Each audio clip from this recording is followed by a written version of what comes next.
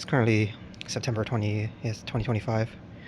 Thought I'd make an update video of some of my plants because I need to go in and do some maintenance, move stuff around, do a bit of plant Tetris. I don't really know what the format of this video is going to be yet because I don't really know if I want to do the bottom section, if I have enough time, but I definitely need to go in and tidy things up a bit.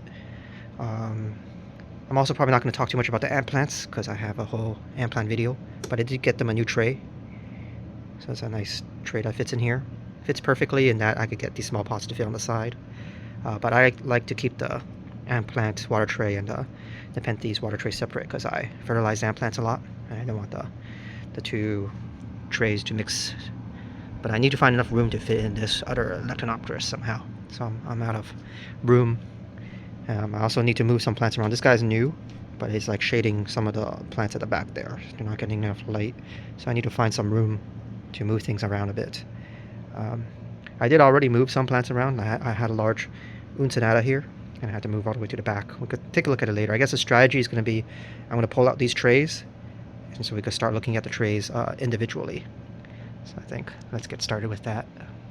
In order to slide this tray out, I need to kind of move this Geoff Wong because his tendril is crossing over to the second tray, and if I move it too much, it's going to slide out. Also, I need to move this guy because it's just getting in the way right now. But yeah, we could talk about the Candy Dreams first. This is Candy Dreams, this big one. This is Geoff Wong beside it, but this is Candy Dreams. This picture is pretty old now, and look how it's still pretty red. But this is, I guess, the second most recent picture. So this is the most recent picture. It's opening up. I always think that they're getting smaller, like the picture is smaller, but once they open up, they actually balloon a bit more, so they get bigger. But yeah, you could see how it's nice and red.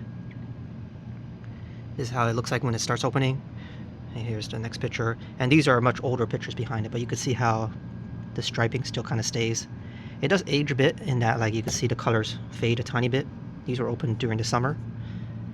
Now it's maybe as it gets cooler, these pictures will stay red longer. But even then, look how nice it is.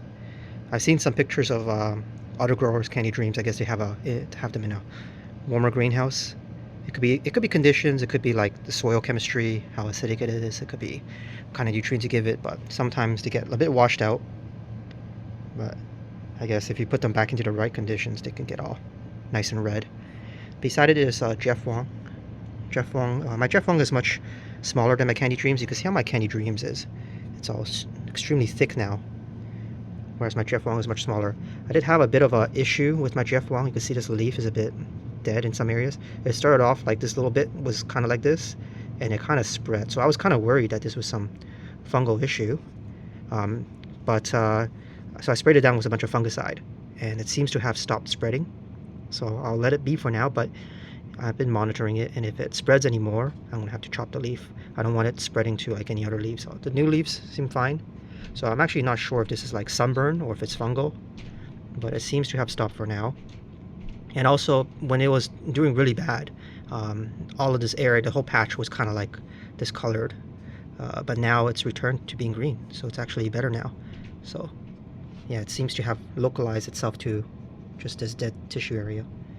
So it seems fine. I mean, it would suck to have chopped this leaf because it has a really nice red picture attached here.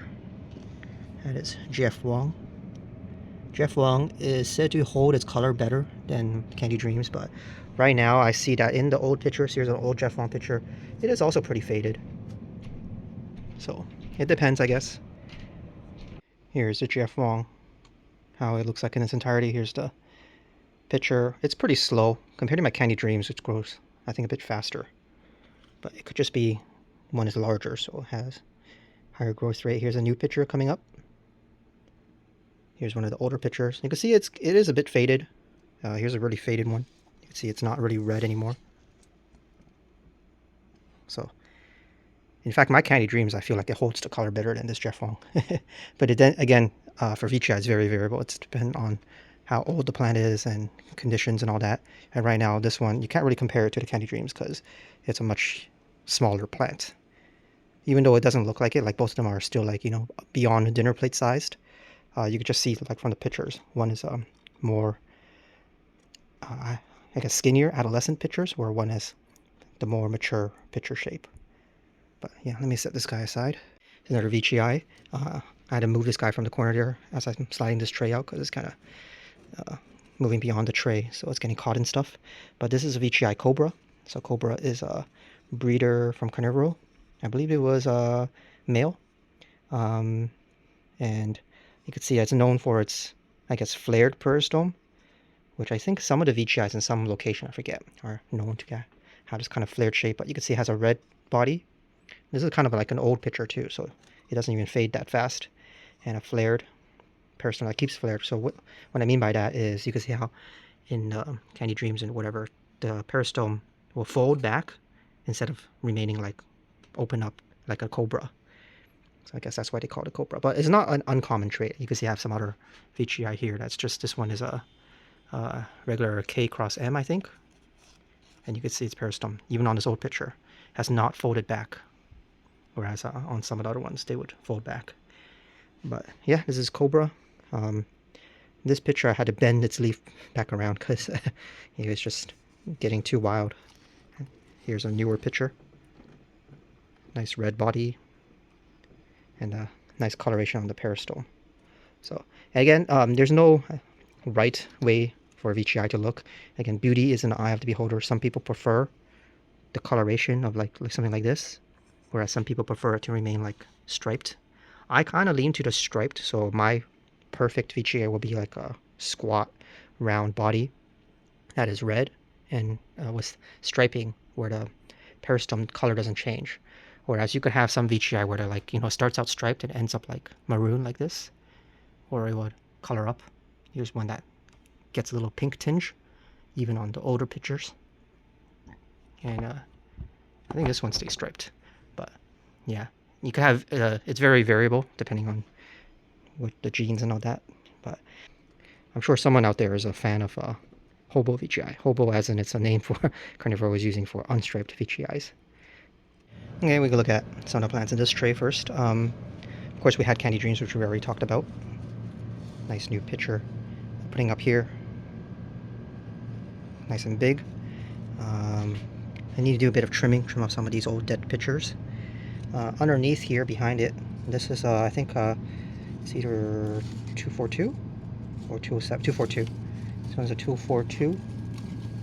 And this one has some really nice red pictures. Look how red that is. So I think that's an older picture. And here's that little brown spot that is the same as on my Geoff Wong. So I've been spraying it down with fungicide, just in case it's transmittable. But seems like it's stopped overall. No other plants have it now. But yeah, pictures are really red. Here's a newer picture.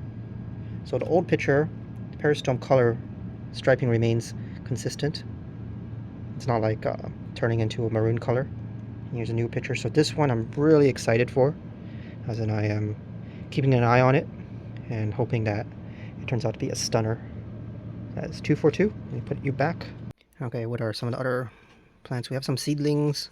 I think this one's a 732, so nothing too special to talk about. There, we have plants that eat boreal striped squat, PT054. It's a little seedling. I think it's from Girawat, which I think is the name of the nursery. Here's a Candy Marood CK cross Candy Stripe CK cross Candy F1 CK, which apparently is different than Candy F3, but I think that's 3 of these somewhere. Here's one of them, nice and red, but it's a little baby. Can't really say too much about it right now. Here's a cutting of a Ionaceae, Killer Giant or Red Giant, whatever it's called. Here is another plant from Windy City Carnivorous. This is a boreal seed grown from Dye Nursery. I'm trying to take this guy out without killing everything. Breaking out the pictures. Just normal looking boreal, I guess, but still very nice and striped. Hopefully it gets some flowers eventually. Let me move this guy aside. Behind that we have a JB, veitchii JB.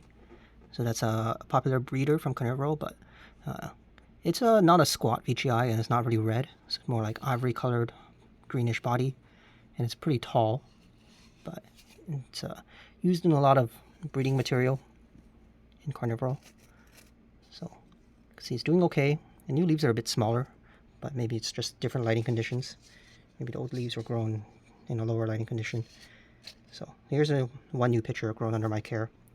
Next up is this veitchii M from Exotica Plants, and I think this one is named Momotaro, and it is a male M. It's a very nice male M. You can see it has a red body, nice tall peristome that's striped, and from what I remember, it doesn't the color doesn't change, so it stays striped like this. So it's kind of like my ideal veitchii, and hopefully we could get some.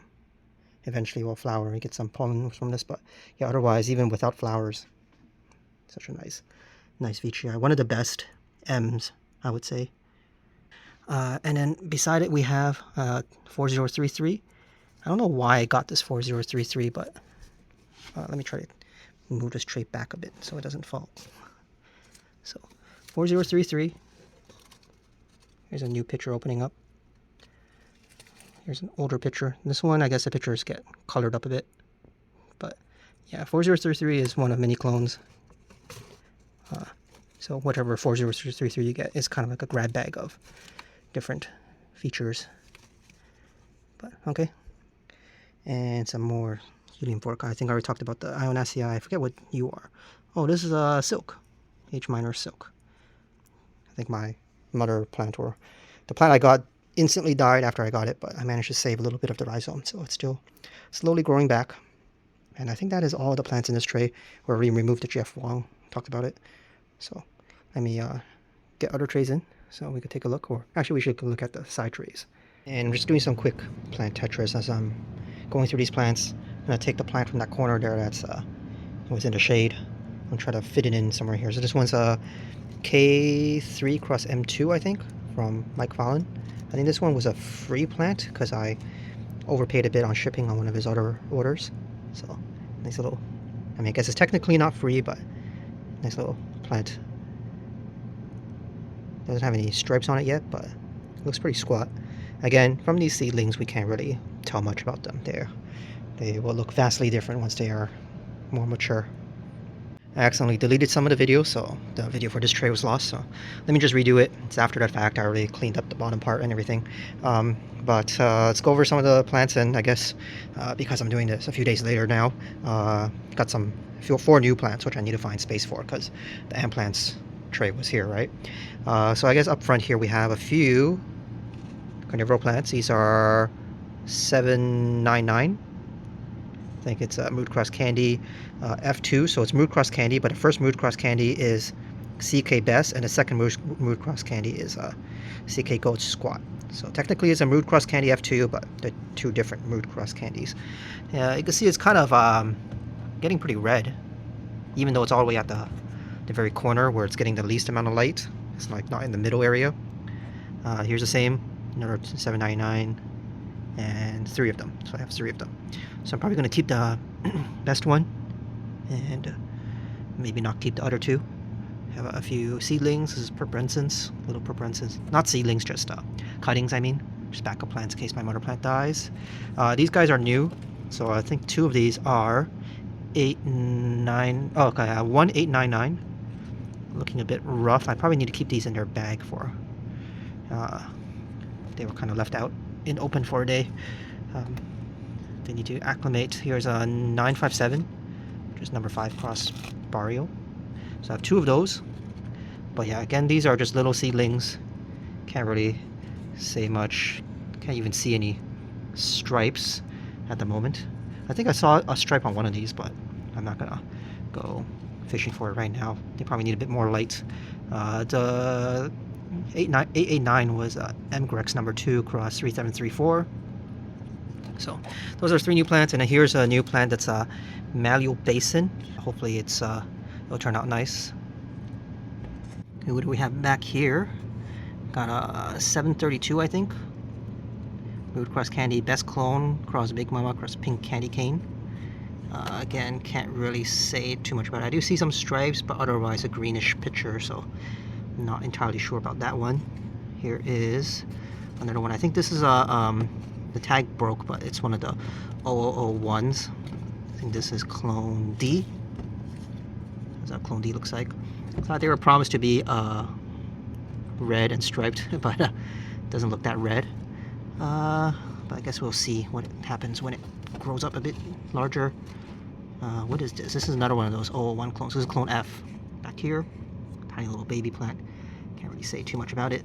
Over here is another carnivore plant, another 732. So that's the same as this other guy, right?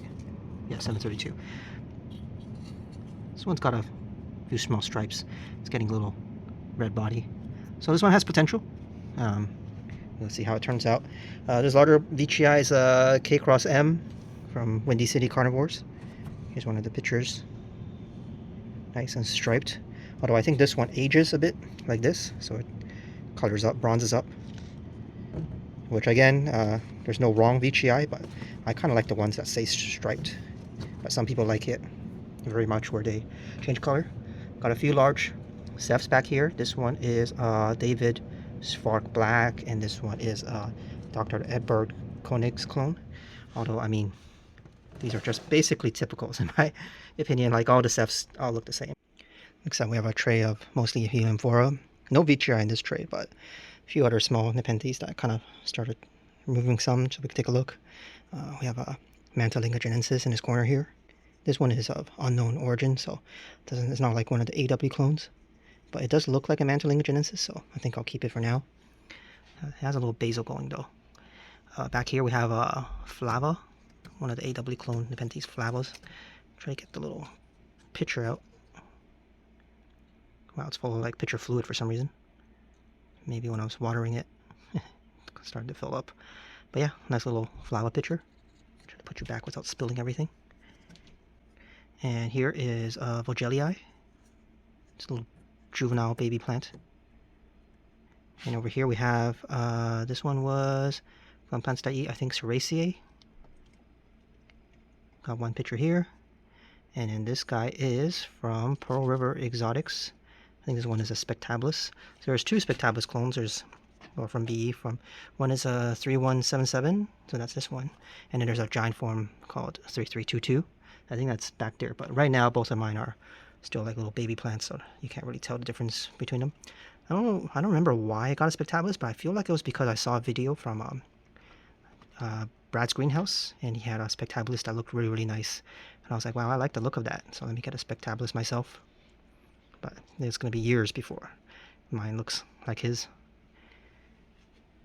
So for the Heliamphora, we have up front here, this is kind of like an unknown. I don't know what species it is. It came out as a heterodoxa from Carnivorous Plants Nurseries, but it's clearly not a heterodoxa. Here's a heterodox over here. You can see the nectar spoon looks like this, and how it's like it's on its little neck, and it has like a helmet shape, nice and dark. But here the nectar spoon is more like it's more attached to the pitcher. It's kind of like a purpurensens, I guess. But I don't know what species this would be. And it kind of grows like a little tree, as in like, you can see it's kind of climbing out of his pot, kind of collapsed a bit, but yeah, it comes, the rhizome is like a stick, and then the pitchers come out on top, like a small little tree thing going on. But I need to repot it and divide it up a bit, because it's kind of like crawling out of its pot and kind of shading everything else. In fact, I need to repot all my Heliamphora. It's just that I just not have had the time. Folliculata here, nice and big. I think I last time maybe I made a video, I don't know if I mentioned it, but it got a bit crispy, as in I let the pot completely dry out by accident, and it completely died back a lot. But you could see it's recovering now, but it definitely needs a repot. The problem with Folliculata, at least this one, is that it has a tendency to just grow wide, so it takes up a lot more room than its pot size. So it's kind of like the heterodoxa. I need to give it a repot or something. Around in this side, we have some Sarcinioides in the shade here. These are just cuttings. Probably can get them more light by removing some of these dead pitchers. This is, I think, Newtons. I don't really know. I heard most of the Newtons in cultivation are hybrids, but I don't really know what a proper Newton's nectar spoon should look like.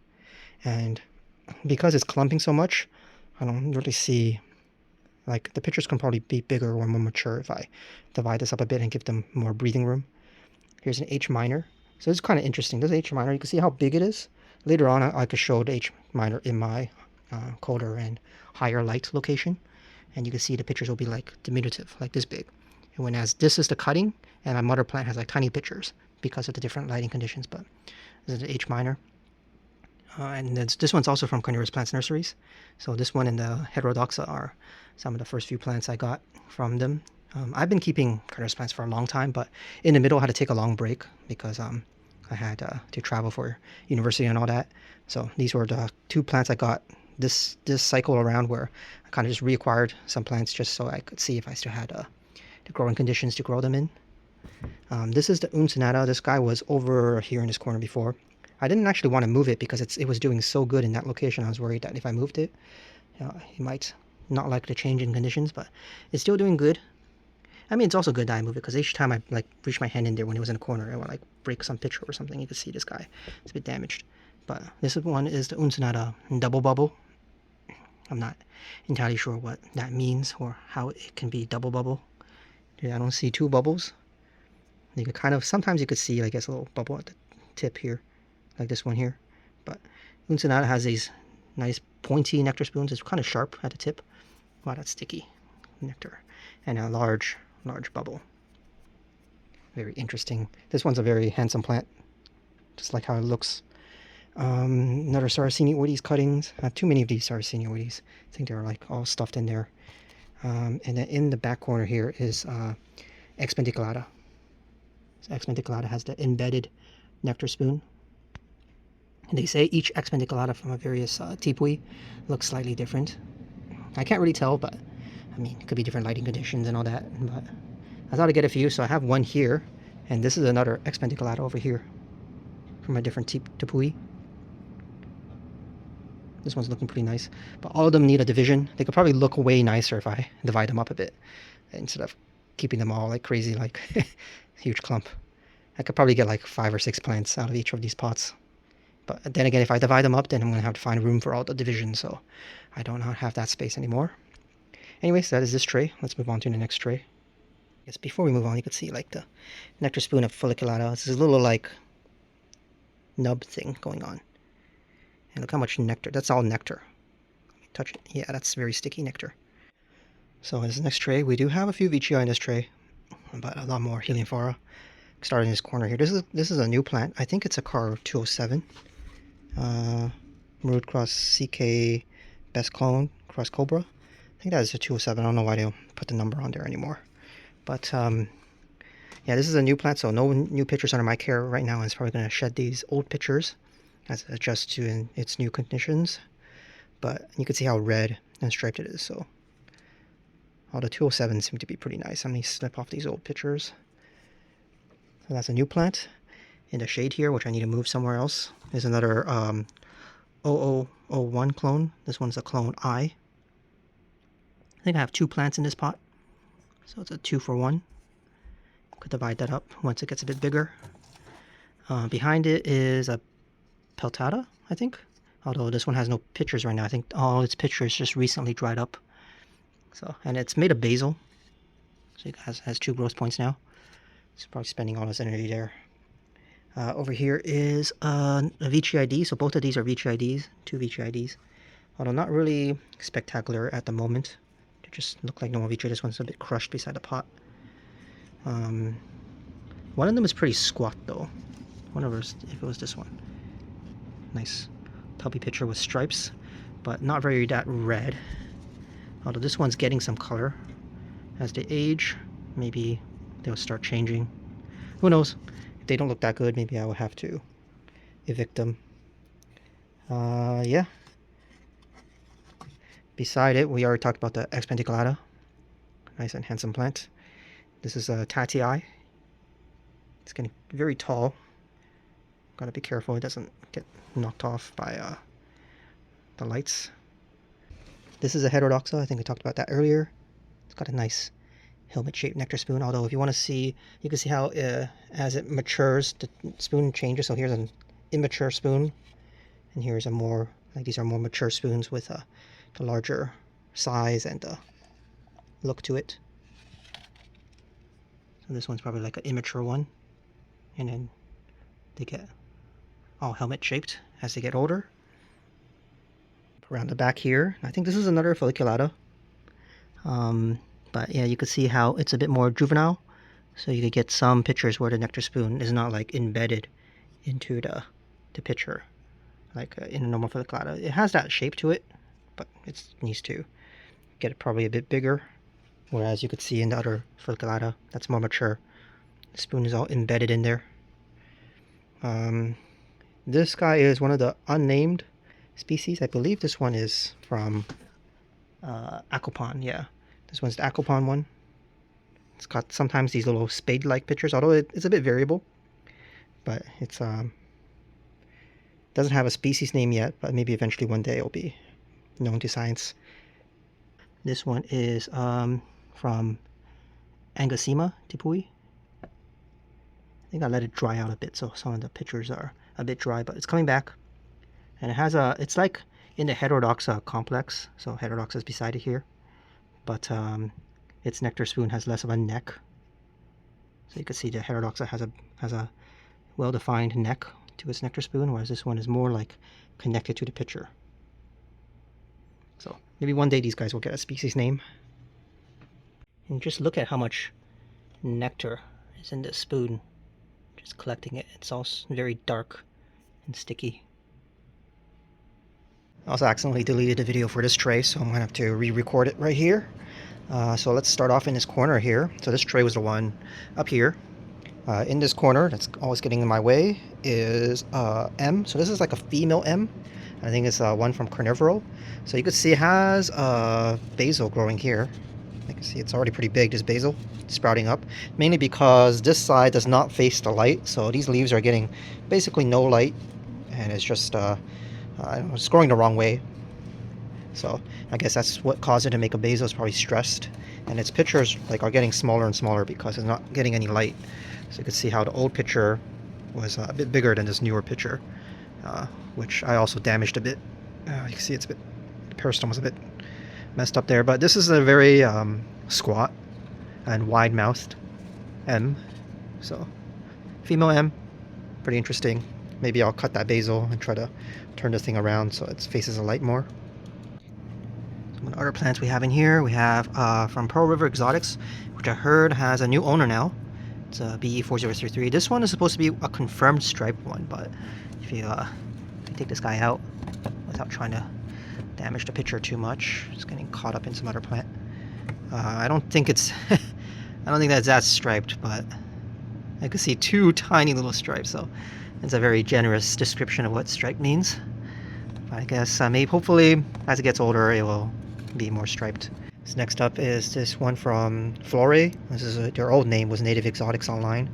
This is a burial cross Candy Yamada, seed grown from Christian Klein. So that is this guy right here. It's getting too big. Well, I guess before I deleted the video by accident, this picture didn't open up yet, so I guess now we kind of get to see it opened up. Very nice striped. And here's an older picture. Kind of gets colored up a bit. Yeah, so in the past I've said the juvenile pictures on this guy, which I don't really have one anymore. I said I was asking is this even a veitchii? Is it hybridized with something else? But I guess now that I get more veitchiis, I do see that this is within the realm of the veitchii possibilities. An example of it would be like this JB cross cobra, which has a little waist to it, which I'm not really sure if should be in a veitchii. At the waist, as in it gets a bit narrower in the middle there. But I guess that is JB cross cobra. JB is a pretty tall pale veitchii, so maybe it's in its offspring and all that. So in this corner we have a few more seedlings. I have a few. I guess these are from Premium Exotics. A couple of P. Fairchilds. I got these two from Gem State Carnivorous. I think I have two. I thought I had three. Might be in the third one somewhere here, but maybe we'll see it later. Here is a Carunculata robusta. These two are from my Wistuba imports, and this one is a MacFarlanii.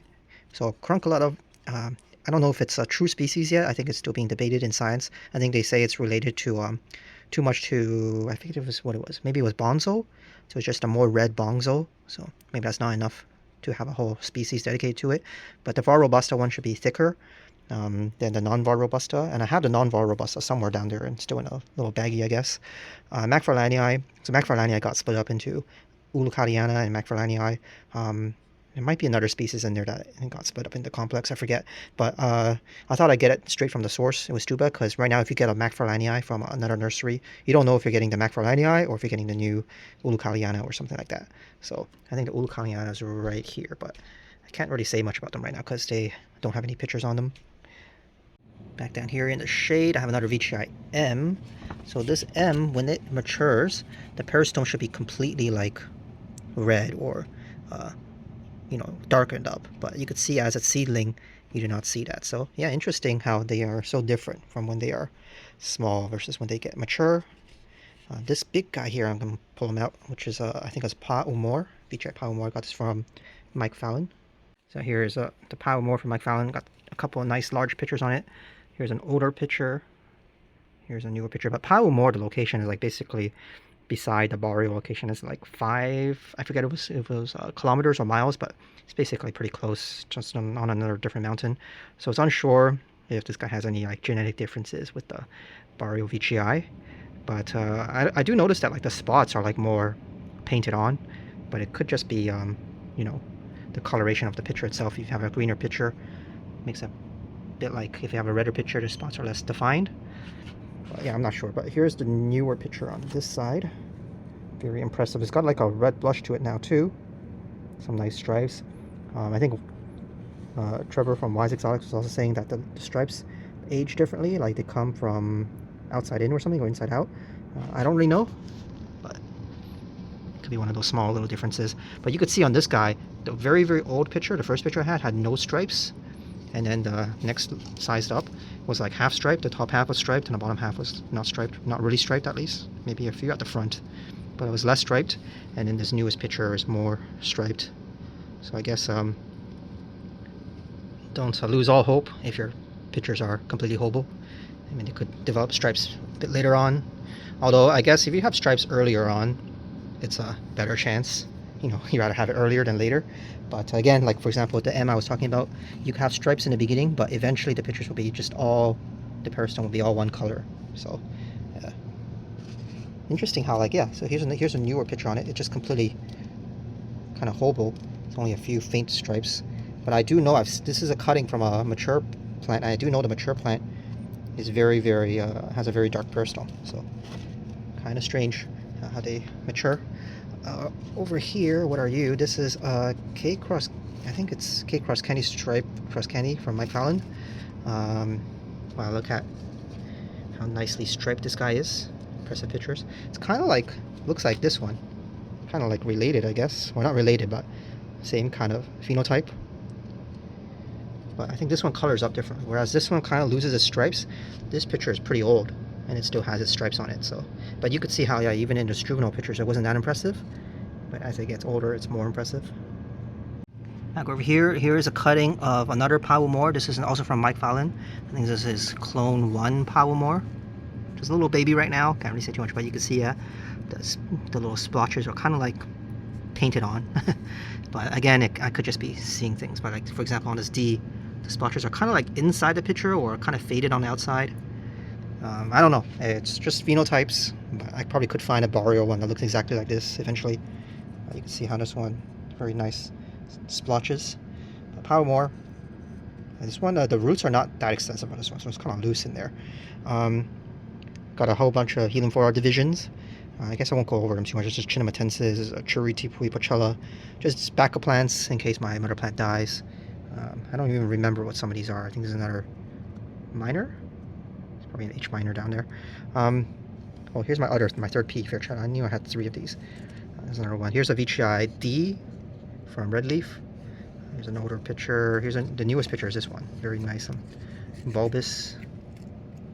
Although it's not really red on the picture. It's kind of like ivory colored on the picture. I'm looking for something more red. So still not my ideal veitchii D.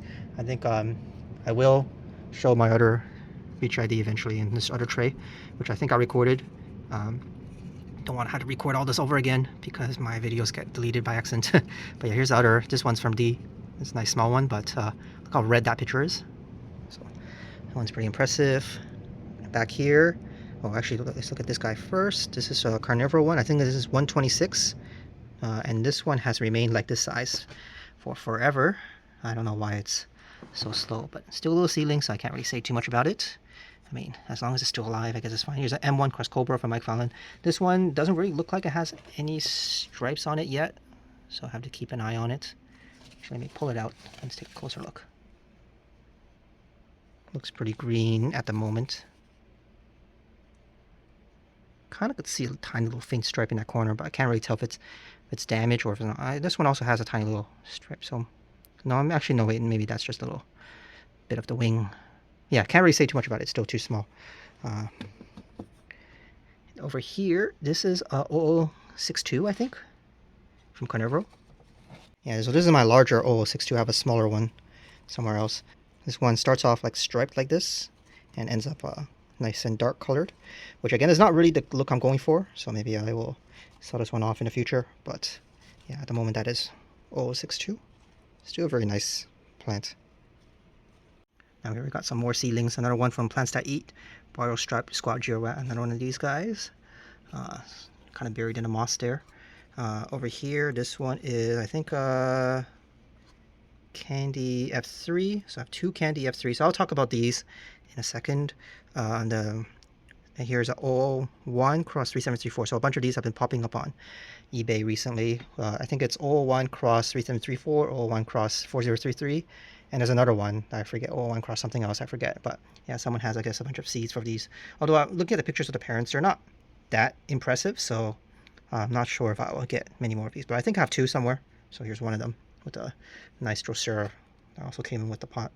A bland Cephalotus. I don't really do Drosera too much, so I don't know. I just let it sit there for now.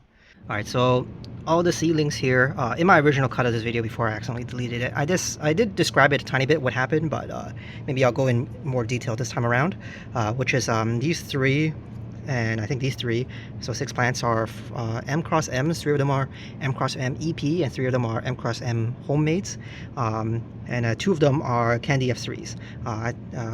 And I got these from, including a bunch more yellow peristome, cross brown peristome, cross something else. And all of them are from my European import from Luxembourg, from Lucas, or Nepenthes grower from Instagram. And let me tell you, I did not have that good of an experience with my imports. I guess I'll tell you the full story this time around. So no plant drama or anything. I guess in the end it's just business. But what happened with in my first import, none of this was his fault, by the way. So in the first import, it didn't go too well, but it was not his fault in that our import offices in the US here did not have Luxembourg in their system properly set. So it was delayed kind of in their system for a bit. I guess it was a learning experience for me, and probably a bit of learning experience for Lucas too, because it didn't seem like he had that much experience with shipping to the US. But anyways, he like the import office seized the plants and they were about to destroy them and stuff, but he worked it out with them. Eventually all the papers were in order, and then I got the plants. So I don't blame him for any of that. In fact, you know, it was kind of like a working experience, or experience for both of us, a new experience for both of us. Yeah, I got the plants.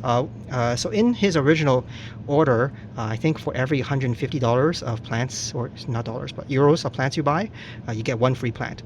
In my first order, I ordered 518 euros of plants. I should have gotten 3 free plants, but all I got was 2 Nepenthes Boschiana. I should have complained about this, but I was like, yeah, whatever. I'll take the 2 free plants. But again, let me just have a side tangent here, that if you have like a deal, like let's say a 2-for-1 deal, or buy one get one free or something like that, that's not, and you go to the store and then you make that purchase and then they go like, oh, we don't have enough of this stock, we're not going to honor this deal or something.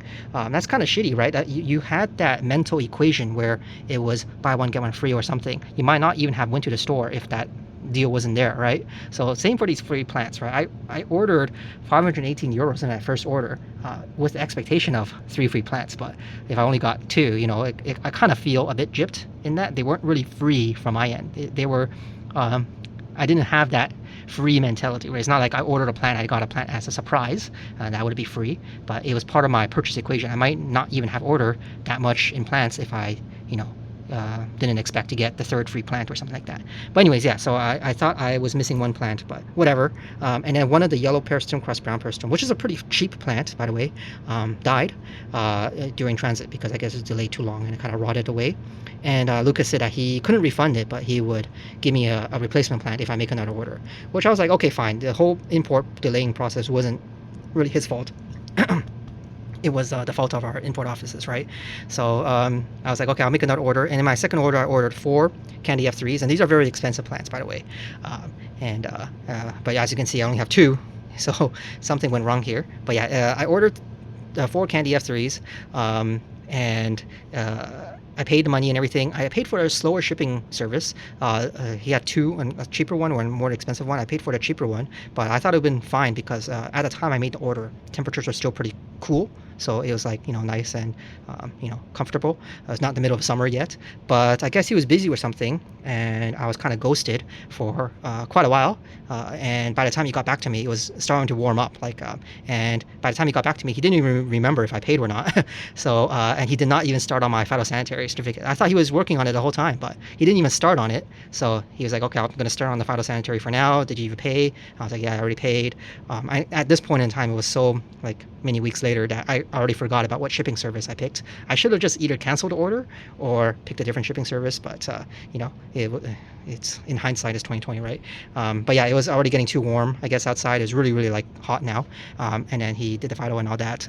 And this time around, my free plants, so I ordered enough for supposedly 2 free plants, but all I got was, I think, 1 yellow peristom cross brown peristom, which is supposed to be the replacement plant I was already owed from the first order. So I should have gotten another separate plant, or 2 separate plants, because I ordered quite a lot for those 4 Candy F3s, right?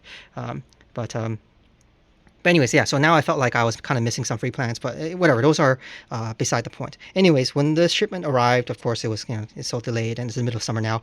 2 of the 4 Candy F3s came kind of dead. One of them had a kind of brown spot on the growing tip, and another one was just basically completely brown.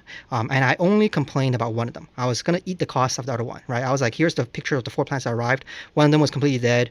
I did show that the other, in the picture, the other one was obviously had a little brown spot, but I didn't complain about it. I just, was like, I was going to eat that cost and, give him some support in terms of supporting nurseries and all that. But yeah, he was like, he would not give me the refund again. He would only replace the plants if I made a new order. And then he said something about he already gave me a lot of free plants, and it's not his fault that I chose the slower shipping option and all that. Basically, I kind of felt a bit insulted there because it's like he didn't take any of the responsibility at all. He kind of ghosted me for quite a while, doing something else, building his greenhouse or something, which is fair enough, but at least he should just give me some notice, right? And maybe I would have canceled the order if I had to wait that long. And saying that he already gave me a bunch of free plants. Well, those free plants were part of the order equation, right? It was like a buy one get one free deal. It's already accounted for. I wouldn't have bought that much plants if I weren't owed those free plants. It's not like they were just given to me on surprise. It was part of the business transaction, so they say, right? So saying that I already got a bunch of free plants, and on top of that, I felt like I was missing free plants, right? I felt like he owed me a bunch of free plants, and I didn't really complain about. So I felt really kind of insulted there, right? And I just said that I was kind of disappointed in how he couldn't refund me, and I will not be making another order. And ironically, I was lining up on a third order, which was going to be over 1,000 euros in price. And so it was a large order this time around. I was lining it up for the fall. I had my plans selected and everything. But I decided to, I mean, he doesn't know about it, but I decided to not make that order and cancel it. And I probably won't be buying from him again. And, ironically, it would have made no difference, right? If he was going to replace my plant, then it could have been in that third order. It could have came in that third order. But I was at this point, I'm kind of just out of the principle. I really can't accept this kind of customer service. It's kind of insulting. So I'm just like, you know what? I'm going to eat the cost of this Candy F3, 2 Candy F3s, eat the cost of all the free plants I thought I was going to get, and I'm just not going to buy from him again. So yeah, in the end, yeah, it's maybe there's some breakdown in communication. Maybe from his end, he was thinking of something else. Maybe I need to read the fine print on the free plants a bit more carefully. But yeah, in the end, I felt it was a bit disappointing of an import. So I won't be buying from him again. Like if you buy from with Stubo or something and your plant arrives dead, he'll refund you. If you buy from Carnivorous, the plant is dead, they will refund you or replace you, for free. So it's kind of like a disappointing level of customer service I was receiving from Lucas. And then, to the carnivorous plant community is very small, so we have a lot of like, discussions in the back rooms and all that stuff. And word gets around, right? So I've heard stories of other people having their imports destroyed from Lucas, or some plants destroyed because they had some pests discovered, and then he wouldn't refund it. He would only replace it if you make another order. And we can't really make another order willy-nilly. These are expensive imports, right? Imports, the shipping and everything and time costs a lot. So if we're going to do like a group order, and some of the plants in the group order die, which would happen, like, and he can't give a refund, like, what am I supposed to do if I owed someone a plant that they paid money for in this group order, and now they're not going to get this plant, and I don't have the money to refund them? Like, it's just way too complicated, right? So in terms of participating in group orders and stuff, I'm probably going to skip out. But yeah, in the end, yeah, it's just business. Maybe I had the wrong impression, or I had something mistaken. It could have been my fault. And yeah, I mean, again, I have no grudges, right? If he comes to me and goes like, I'll refund you, and it was my bad, or you were mistaken on this part, I'll gladly like cut this part out of the video. So yeah, I have no grudges or anything, but that's just my experience with this import too. So the Ceph tray, I'm probably not going to talk too much about. In my opinion, they all, well, the Cephs look kind of similar. In this corner, we have a hybrid. I don't do hybrids that much, but this one is a Naga Paul Barton Cross Candy Dreams. We'll see how it turns out. I mean, I think it's going to be mostly Naga looking, because the dark coloration overpowers maybe the striping. We'll see how it turns out. I have a Regia here. My Regia just keeps getting smaller and smaller. I don't really know how to take care of Drosera that much. I think I need to fertilize it a bit more. Got a few. This one's supposed to be a Hummer's Giant. My Hummer's Giants don't really look like Hummer's Giants that much. I got it from a very reputable grower though, but yeah, it's just maybe my growing conditions do not make them look like Hummer's Giants. This is supposed to be an Eden Black, but it is pretty green right now because it's kind of in the corner where it's not getting enough light. Have a Setch Giant. That's this guy. It's not looking too hot right now. We have some more cuttings of little baby ones. What is this guy? This guy is a Hummer's Giant cutting. This is an Eden Black cutting. Got a little bunch of little baby plants in there. OG Black cutting over there. I don't remember where you are. Oh, this is a Vigorous Clumping. Vigorous Clumping. Over here, this guy's not doing too good. This is the Wiener Giant. It recovered, but it died back, and it has only this tiny little growth thing popping out right now.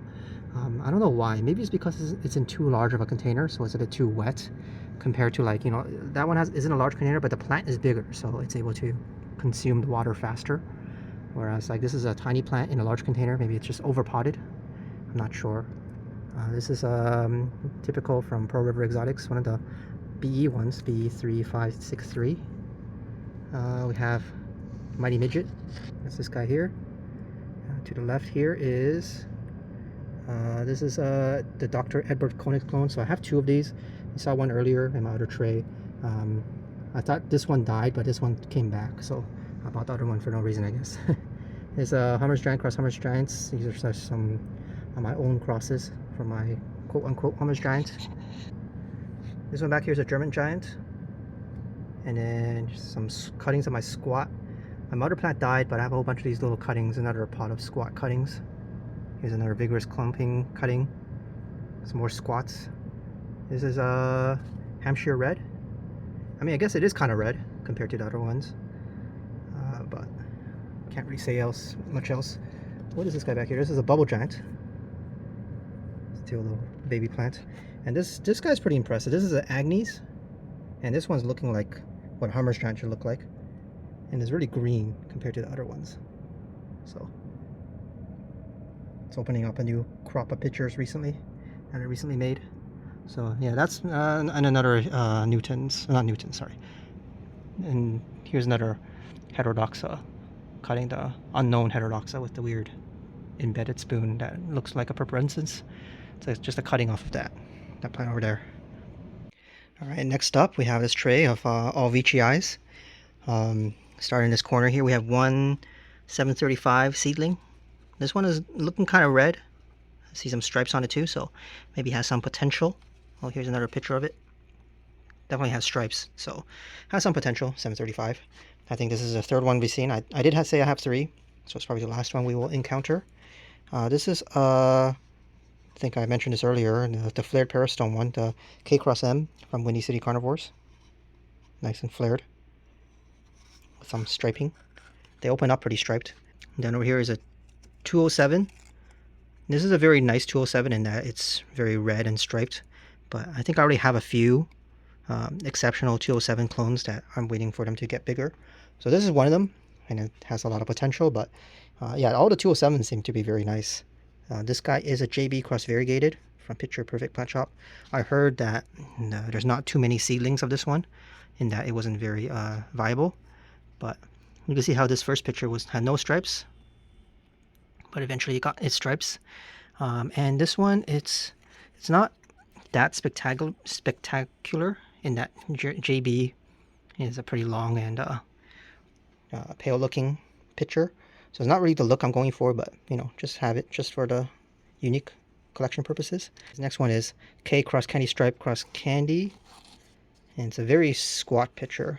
Look how squat this is, kind of like just a fat tube, but it's pretty light colored. It has stripes still, but it's not, maybe not the look I'm going for. I do like the squatness, but I want something more red. This large one here has a new picture forming. Here's some of those old pictures, although this one's not too spectacular in my opinion. Here's another picture kind of crushed down here. It has its stripes. Maybe it'll get better as it ages. Here it's a Car 102, so another car plant. Some very red leaves though, although you can't really say much about that. That's just based on how much light you give it. I think all the plants get red leaves if you give them enough light. Down here we have, this is a 001. So this is one of the ones without the clones. It's not like one of the alphabetical clones that they have. It's quite tall, so it's not really the look I'm going for, but you know, maybe I'll have to evict it eventually if I don't like it too much. Yeah, beside it, down here, this is a pale looking picture. Got stripes still, but this one comes from its neighbor here, which is JB Cross Cobra. I forget what card code that is, but not really that spectacular. Again, JB is a very tall, non-squat veitchii that's not really red, so I don't have too high hopes of its progeny. This guy hidden down here is a Plantstyle E041 striped cross green. It's a little baby. Can't really say much about it. I think hidden down here, kind of squashed, is this very nice veitchii. This is a veitchii D, another D, but look how red it is. This is a picture from it. So it's still a little baby plant, much smaller pictures than all my other veitchii D, but it is so red. So I have high hopes for this one. Here it is down there. I think here's an older picture, another picture from it. Very red, buried down in there, and it's probably another one down here. So you can see all its pictures are very red. So I have some high hopes for it. Right. Over here, this is a 441. So see, you can see here's one of its older pictures, and here's another picture, but here's its newest picture. So it's definitely a nice looking plant. And I have another 441. It's in my Lowland Tent that is a complete hobo. So curious how, you know, how they can be sometimes. So this one has stripes and is red. The other one is just hobo. Beside it is a 168, I think. No, this is from the 441. This picture's from 4. So here's the 168 pictures. Not that spectacular. I think here's a one here. Although yeah, see, it's better now. See, here's the one. Its older pictures are green and not that good looking. But as it gets older, here's an older picture. Looks much nicer. So keep an eye on it. Maybe it'll get better. Again, like a lot of these are still juveniles, right? So can't really say much. Here is what is this? Big Mama cross Pink Candy Cane Clone 13 cross Akazukin cross Burial. So I think I have 4 of these of various striping. Some of them are striped, some of them are hobo. So I forget what this one is, but here's a picture of it. Looks pretty red, and this one seems to have a few stripes on it, so maybe it has some potential. Here's another Plantstyle E040 Barrel Squat Cross Candy, little seedling. And here is Orange Cross Candy Dreams. Tiny little plant. Can't say anything about these guys right now. They're still too small. Here is, I think, the confirmed stripes M1 Cross Cobra. Yeah, M1 Cross Cobra. It has stripes on this one. And below that is M Cross M2 from Mike's Little Oasis. Looking nice and red. Down here, I think are two. I think these came as extra plants from Alpenglow exotic plants. So that's just the AEP 002. I think it was called 001, but now it's called 002 because he had to rename it because 001 was already taken. Yeah, AEP 002. I think it's just a burial cross burial, but these two little seedlings, some of the more mature plants are somewhere around here. Oh, here it is. Like for example, Alpenglow, this one. Although here's this picture down here. Has no stripes yet. Oh no, it has some stripes. So it's going to be very red and striped. So very nice. Very nice. Here's the Geoff Wong Cross Candy Dreams, although I feel like this one, it looks very green and has no stripes. Still too young to tell, but it's not looking good. It's going to be a very expensive hobo once this matures, I guess. Back here is the Candy Maroon CK Cross Candy Stripe CK Cross Candy CK. Very red. So I said I have 3 of these. So here's one of them. We saw one earlier. I think the third one was over here, right? Yeah. This guy here is Tybarrow Giant Cross Variegated K. So it's not. I don't think the variegation really passes off to an offspring. You have to really squint. It's not really apparent. But this one is striped. Moving on further back, this guy is another veitchii ID. I have way too many veitchii IDs now, so I'm gonna have to eventually evict some of them or sell some of them off. But let them grow out a bit more so I could see which ones I like first. This guy's a 242. Here's an older picture. Here's a newer picture. Look how nice this one looks. Very nice and red. The candy striping. So this is what I'm looking for. And if it becomes more squat, that's exactly what I want. Down here in the shade, what is this? This is another orange cross Candy Dreams. Kind of stuck in the shade there. Let it grow out a bit more before we say anything about it. Here we have veitchii K Cross Barrio Squat. It's another carnivore one. I forget what car code it is, but it's not really that impressive. Although it looks pretty squat, but not too much of a looker at the moment. Beside it, not the 242, but this guy here is an A. So I thought I had a pretty bad looking A. I mean, it's still pretty bad, so look how unexceptional this picture is. It's not really that good of a picture, but it's starting to grow into it. So this one is a bit more pink and striped. Like this one isn't even striped, right? But the next picture at least looks a bit better. And then here's the newest picture is coming out, a bit more red.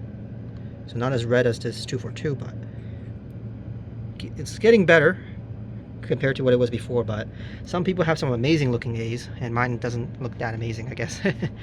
Here's one from UE Grows. This is a K3 Cross M2. I feel like this one is oh no, it's not a hobo, but it's not that amazing of a plant, so we won't say too much about it. Okay, my voice is starting to give in, but let's keep going. Up around this side, we already talked about some of these guys. This is that picture was from the 168, so this that little picture here. This larger picture was from the 441 that we talked about earlier. Below it is another one from Alpenglow. This is the same like Grex 002, so nothing too much to say about them until they get bigger. Hidden below, if I get the focus right, I think that's another 001 Cross 3734. And here's a few pots from Wise Exotics. This is a JF 001 and a Ritz Cross Burial. Just a few seedlings. I think I lost one seedling. There's 3 in this pot. I lost one, but there's two hanging in there, and there's 2 in that pot. What else do we have? We have more from Black Ridge Carnivorous. So I had one earlier that I said was the Tybarrow Giant Cross Variegated K. I think I have 2 of those. Here's another Tybarrow Giant Cross Variegated K, but they're still little baby plants. I don't see any variegation. I don't think the variegation really passes on to its offspring. And then we have 3 Tybarrow Giant Cross Candy Dreams. So this one is one with confirmed stripes. I didn't get this one from Black Ridge, but I got this one from someone else. And this one has confirmed stripes. And I have 2 other ones down there. And then over here is another M Cross M2 from Mike's Little Oasis, kind of getting buried in the moss there. And what is this guy? This guy is another 735. So many 735s. I think that's all the plants in this tray. Let's move on to the last veitchii tray in the corner here. Okay, so this is the last tray. A few larger veitchii in this one. Although if we start in this corner, we still have a little seedling. Here's another Big Marmor Cross Pink Candy Cane Clones 13, Cross Akazukin Cross Burial. Just a little seedling. Can't say too much about it. Although it has a nice larger picture here. Above it, and this large one is candy stripe CK, I think. And it gets these nice red like coloration on his pictures, dark red. Here's how they look like when they open up. I pulled this guy out. So that's how it looks like when they open, kind of. This one's a bit more mature now, so it's a bit darkened up. It's more striped when it opens, but it darkens up. Although this picture here is not the same plant. This picture comes from this guy over here, which is 253. So this 253 starts out like kind of like this, striped, and gets darker as it ages. Hard to find a good picture in there, but I think it's opening up a new picture down here. But yeah, that's nice dark 253. This guy here is Akazukin cross burial. I think I got this one from Plants That Eat. But nice plants. Here's another picture back here. They stay striped, but it has this nice blush to it. That's this picture here, not the other one pictures.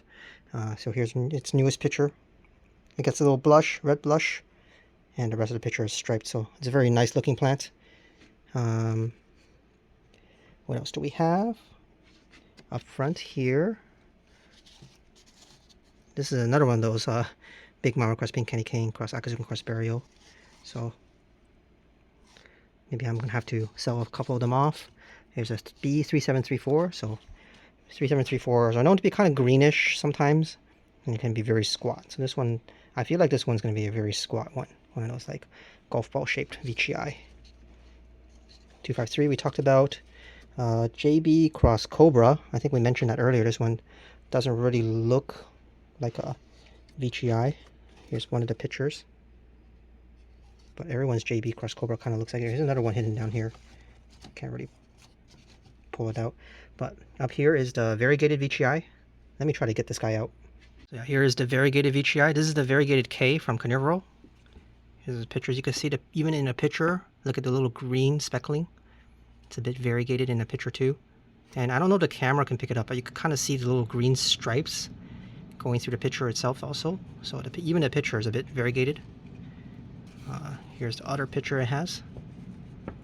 You can see the little kind of green chimeric stripes going through it. A little bit of greenish tinge in there. And then of course on the wings, a bunch of little green speckles. So kind of spectacular looking plant. It has kind of like this light green, dark green, and red. Oh, not light green, more like a cream colored color to it.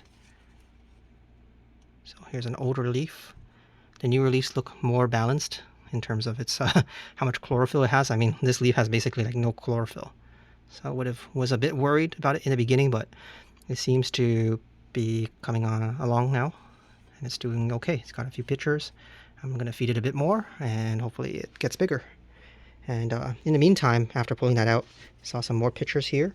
Here's a picture that was once buried somewhere down there. I think another picture from this plant is down here. It's a bit crushed.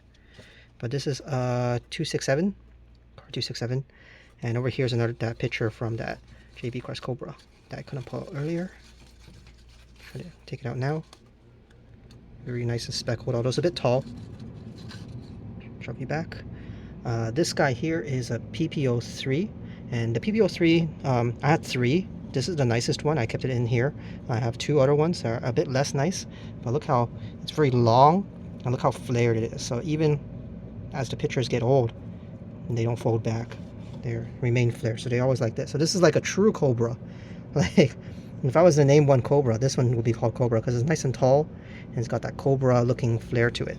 So this is a very I mean, it's not the shape I'm going for. I would rather have a red squat, striped veitchii, but this one is pretty unique and I like it. So I think I'm going to keep this one, even though it's not the shape I'm going for. And you can see how some of its old pictures were not striped, and then as it got older, it got its stripes. Very crazy veitchii. Alright, back here we have a few veitchii B from Red Leaf. veitchii B has some very purplish insides before it gets to the spotted part below. Like the collar is so purple, but otherwise it's not really the look I'm going for. It's a bit too green for my tastes. That's a veitchii B. That was the Akazukin cross burial. Back there's a little seedling down here. I think that's a candy red cross M. I forget where I got that from, but I need to move it because it's probably in the shade. This guy here is, I think it's a 3734. Just a normal looking 3734. I might sell that off. I think this one was from Flore, but I don't know if I'll keep this guy. I think this is one of the, this is how that fungal infection looks like when it starts. That was on my Geoff Wong. I'm gonna spray these guys down. This guy here is Candy Stripe Peristome from District Carnivorous. It has not pictured ever since it flowered. I think it flowered twice for me, and it just had this, it kept one picture, but it just kind of didn't do much, although now it made an extra growth point. So I think from the flowering growth point, which is this guy here, the growth point died, and it had to sprout 2 new growth points, which is nice. I have 2 growth points now, but this one was female, so maybe I can make a cutting and have a female plant. But yeah, I think that is all the plants in this tray. Some larger veitchii in here, and of course the variegated one looks really cool. So this bottom section, I'm probably not going to go over every single plant in here because it's just way too much of a mess. Started off with taking out some of the little baggies so I get some more room. So this is a Lectronopterus. It doesn't really need to be bagged for acclimation purposes right now. It's just still in a bag because I just don't have enough room for it. I want to try to build a little shelf or tray area where I could put additional water trays on the side here, and 3D print something for that. But that is part of a to-do. And if I do that, I could get some more room. The problem is I want these in separate water trays. It's just I don't have enough room to put more water trays. So here's another non-carnivorous plant. This Ranciniae, I forget what it's called. Undescribed species of some sort of bromeliad. And I need to get rid of some of these vines. So this guy definitely needs to get out of here. So this is not really a plant I want. It's a Nepenthes dubia, and I really like Nepenthes dubia, but this guy is a hybrid, I think. You can see his pictures are not really dubia-like. There's probably some jamband in here or something. So that is this big vine, and I need to somehow take it out. I feel like because of its hybrid vigor, it can live outside the tent. It might not just picture during like the summer or winter dry months, but I don't really care that much. I just need to get it out. Either that or I just cut it up and start dividing it for cuttings, but it's not really that desirable of a plant. This other vine is from Nigra, and has never pictured on its uppers for some reason. I think it's probably, the humidity is probably just too low for it. It has lowers though. It always made lower pictures. It's making a little basal there, and that's the vine. It's like all looped around. So I also need to find a way to get that out of there. That one I could probably take some cuttings up because it's a more popular plant. But yeah, let me try to get these vines out of the way first. I'm not even sure it's possible. I guess as I'm moving some of these plants around, this is Naga Paul Barden. Here's one of its upper pictures. The lower pictures are, I guess, more spectacular. They're like dark and black, but upper's got this weird little like fleshy bit at the tip of the lid. Little protrusions, like little snake tongue kind of thing coming out. There's a little black thing on the tip there. So it's a nice little upper. This Naga Paul Barden actually flowered for me, and tried to do some pollination. Not sure if this took. Like, I'm not that experienced with. I have a lot of Nepenthes, but in terms of pollination and flowering, I'm not that experienced. In that, I personally have not had a success, but I haven't really tried that many times, mainly because I just don't have the time and stuff, and haven't used the best pollen like I tried with in the past, Princess Mashed Potatoes pollen. I know maybe that's not viable, but this one, I forget what the hybrid was, but will be interesting if it works. But I do see a few longer buds at the tip here. So these, like this guy here that I'm touching with my thumb, is a bit longer than the others. Maybe this will be successful. Other ones don't seem to be like elongated. They're still like alive, I guess, but they're kind of darkened now. So I'm not entirely sure if that means the seeds are good or not. But anyways, yeah, that's a Naga. So here's one of the vines, and it flowered. The other vine, for some reason, it started to die back. This one never like grew. I might cut it right here and then try to and cut it down here also and try to root this piece, because it does have a little basal kind of node that's forming down here too. I was gonna cut this and make a cutting earlier too, but it flowered, so I didn't want to touch it. But I think now that this tip is dead, might as well it's probably going to keep dying down, so I'm probably going to cut it and try it out anyways. And this piece is pretty yellow, so I don't really have that high hopes of it. I guess I'm assuming this is pretty old in terms of like its material. So I think in order to activate this guy more, like as in to encourage it to grow, I need to chop off the top bit. So this vine I'm trying to untangle right now, which is this guy here, comes from this pot down here. You see a little basal kind of nose. This is an intermis, one of the AW clones. Here's a kind of a red picture. I never really knew intermis can make a blushed picture here, but it's either AW10 or 11. I have a 10 and an 11, I think. I forget where my other intermis is, but that's a intermis. And so it has one vine here and the other vine that's all tangled up in there, so I'm trying to untangle it right now. I think there might be another picture over here if I can get the focus right. So down here is another picture. So getting this out without spilling all the fluid all over myself is going to be an adventure, especially with all these other traps in the way. Alright, removed the nigra, and here's the intermis I'm trying to remove. The intermis might have some fungal issue, so I'm going to spray it down eventually also. But here's another nice picture. Nice little upper it has. So I'm trying to get this guy out. Here's another little minor plant. Is a truncata from Mount Malimumu, another Wistuba import plant, just still acclimatizing. It's in the shade down here, so the leaves came red and they're not red anymore, but hey, it's growing. You can see some of the pitcher fluid dripped all over it, but yeah, we'll just let it be down in the underbrush. This is going to be gigantic in the future, so I'm going to run out of room for it also. This baggie was Carunculata. This is a non-robusta Carunculata. I probably couldn't remove it from the bag slowly now, but moss is doing nice, but nothing too much to say about it because it has no pictures yet. Here's my Nepenthes MA. Is not looking too great right now. It hasn't really done that great for me overall. I just kind of been neglecting it. It definitely needs a repot, as in the soil is probably all degraded. Here's a small tiny pitcher, but yeah, it's just kind of taking too much room, taking too much space. I don't really like the look of it, so I don't know what to do with it right now. So I'll probably shove it back in there after we're done. Next up is the jamban I showed a bit earlier. It's like just dripping pitcher fluid at the moment. I think one of the pitchers spilled and it's on the bottom of the pot and just keeps dripping. But yeah, jamban has 2 growth points now. In the past I only had 1, I guess, on the vine, which died. I'm probably going to have to snip that a bit more and clean it up a bit and put it to the side. And down here is a Nepenthes Chiana. Nothing too spectacular about this plant. It's just hanging in there. Its main vine died a while back, a long time ago, because I think of a scale infestation. Strangely enough, I had scale basically only on this plant, and I doused everything in pesticide and it disappeared. But the vine eventually died. It couldn't grow anymore. So he grew a basil, and it seems to be just hanging in there. There's no nice pictures on it right now though, and I think I broke one of its pitchers because it's leaking fluid from somewhere onto my hands. Oh, there's a picture down here. Oh, here's a nice picture. So here's the dubia. Somehow I managed to free it from all the other tangled vines and everything. So yeah, maybe I'm being a bit unfair to it, but I feel like this is like the source of all my mess issues, where it's just growing so fast and it's weaving itself through everything.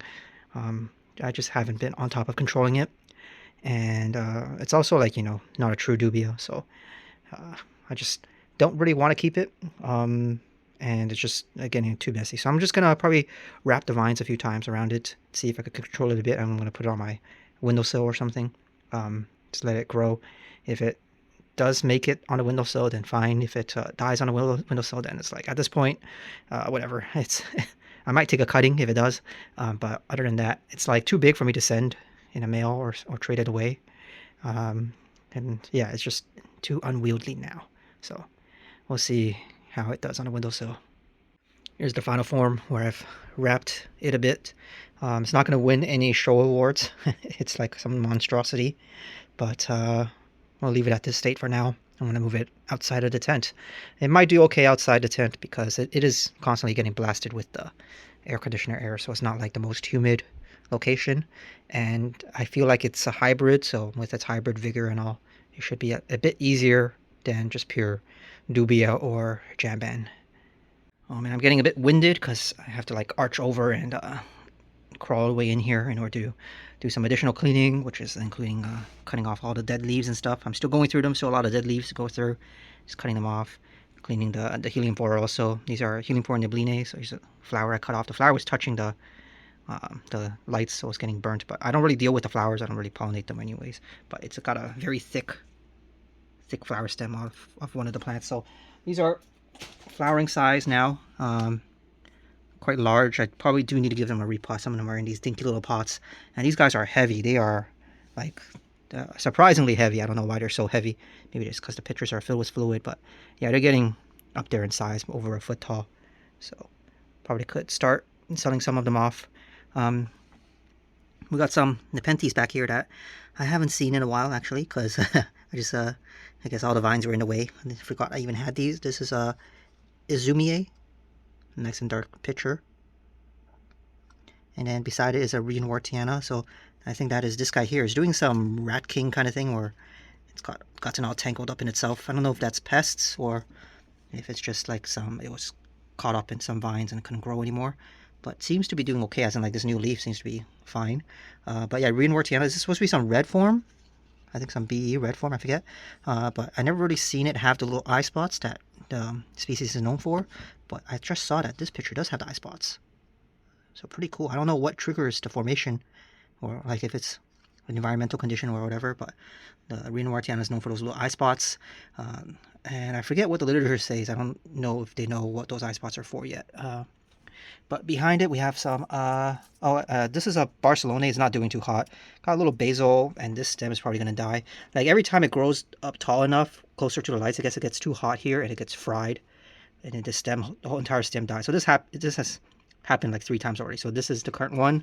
Here's a previous stem that died off. And then there's another stem that I cut back there, a smaller one. So you can see this is the 3rd cycle. It's like Zion from the Matrix. You know, every time it gets to a certain size, it dies. But yeah, I might have to find it a new location. So let's see, what else do we have? We have a Diatis. It's like a nice little toothy plant. Diatis. There's a Sibuanensis down there somewhere, but I cannot find it. It's like, I mean, I see it, but I cannot get it out. But beside here, the red leaf one is that's Ramispina. Ramispina, nice dark pictures. Supposedly this is a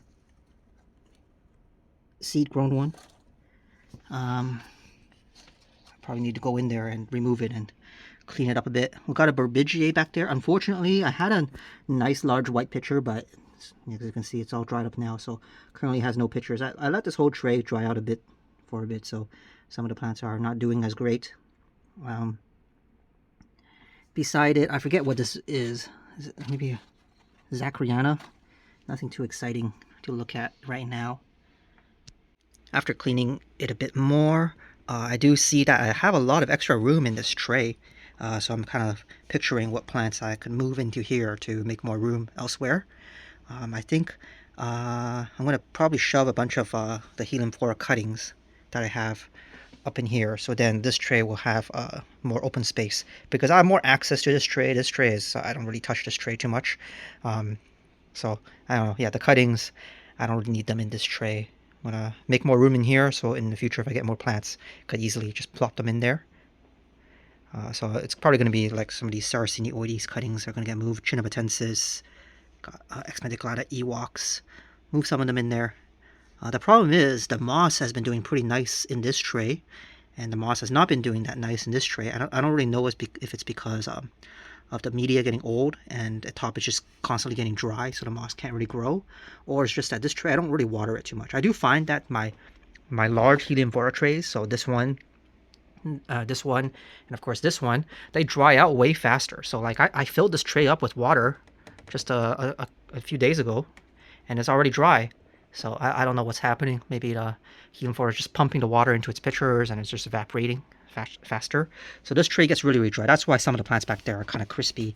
The Burbidgiae lost some of its pitchers because I just let it dry out too much. And then I'm thinking maybe it's because of these large Helis are just, sucking up all the water and drying the tray up. So yeah, so I don't really know if I want to risk the moss. Like the moss is so nice on this tray. Sometimes you just don't want to touch it, but maybe I'm just gonna have to bite the bullet there and do it. And then also while digging around back here, here is Ventricosa porcelain. Oh my lord, I have to bend all the way back to look at this, but look at this picture. Ventricosa porcelain Longwoods clone. So that's this guy, and then beside it is the non-Longwoods clone. So if you get like a fake Longwoods clone, and they say it's just as good as Longwoods, you could see the comparison that it is clearly not just as good. So this guy, it flowered. It's actually a female, but I didn't pollinate it or anything. So these are just like dud seeds. I'm gonna need to cut this guy off. I kind of want to move the Longwoods ones, which is all the way back there, up front, so I could take like a closer look at the pictures and make sure you don't get crushed. So I could see another Longwoods picture down there, kind of crushed in there between the pots, because I just the tendrils are quite long and they kind of get into the nook and crannies before they inflate.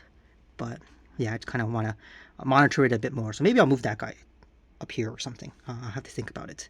But yeah, here is the non-Longwoods picture. So sometimes they come out like red like this. Some of the lowers, and then once they get to the uppers, they look like this. And it was said that this is the just as good as the Longwoods. It's like an alba, Ventricosa alba. But yeah, look at the Longwoods, man. It's so nice.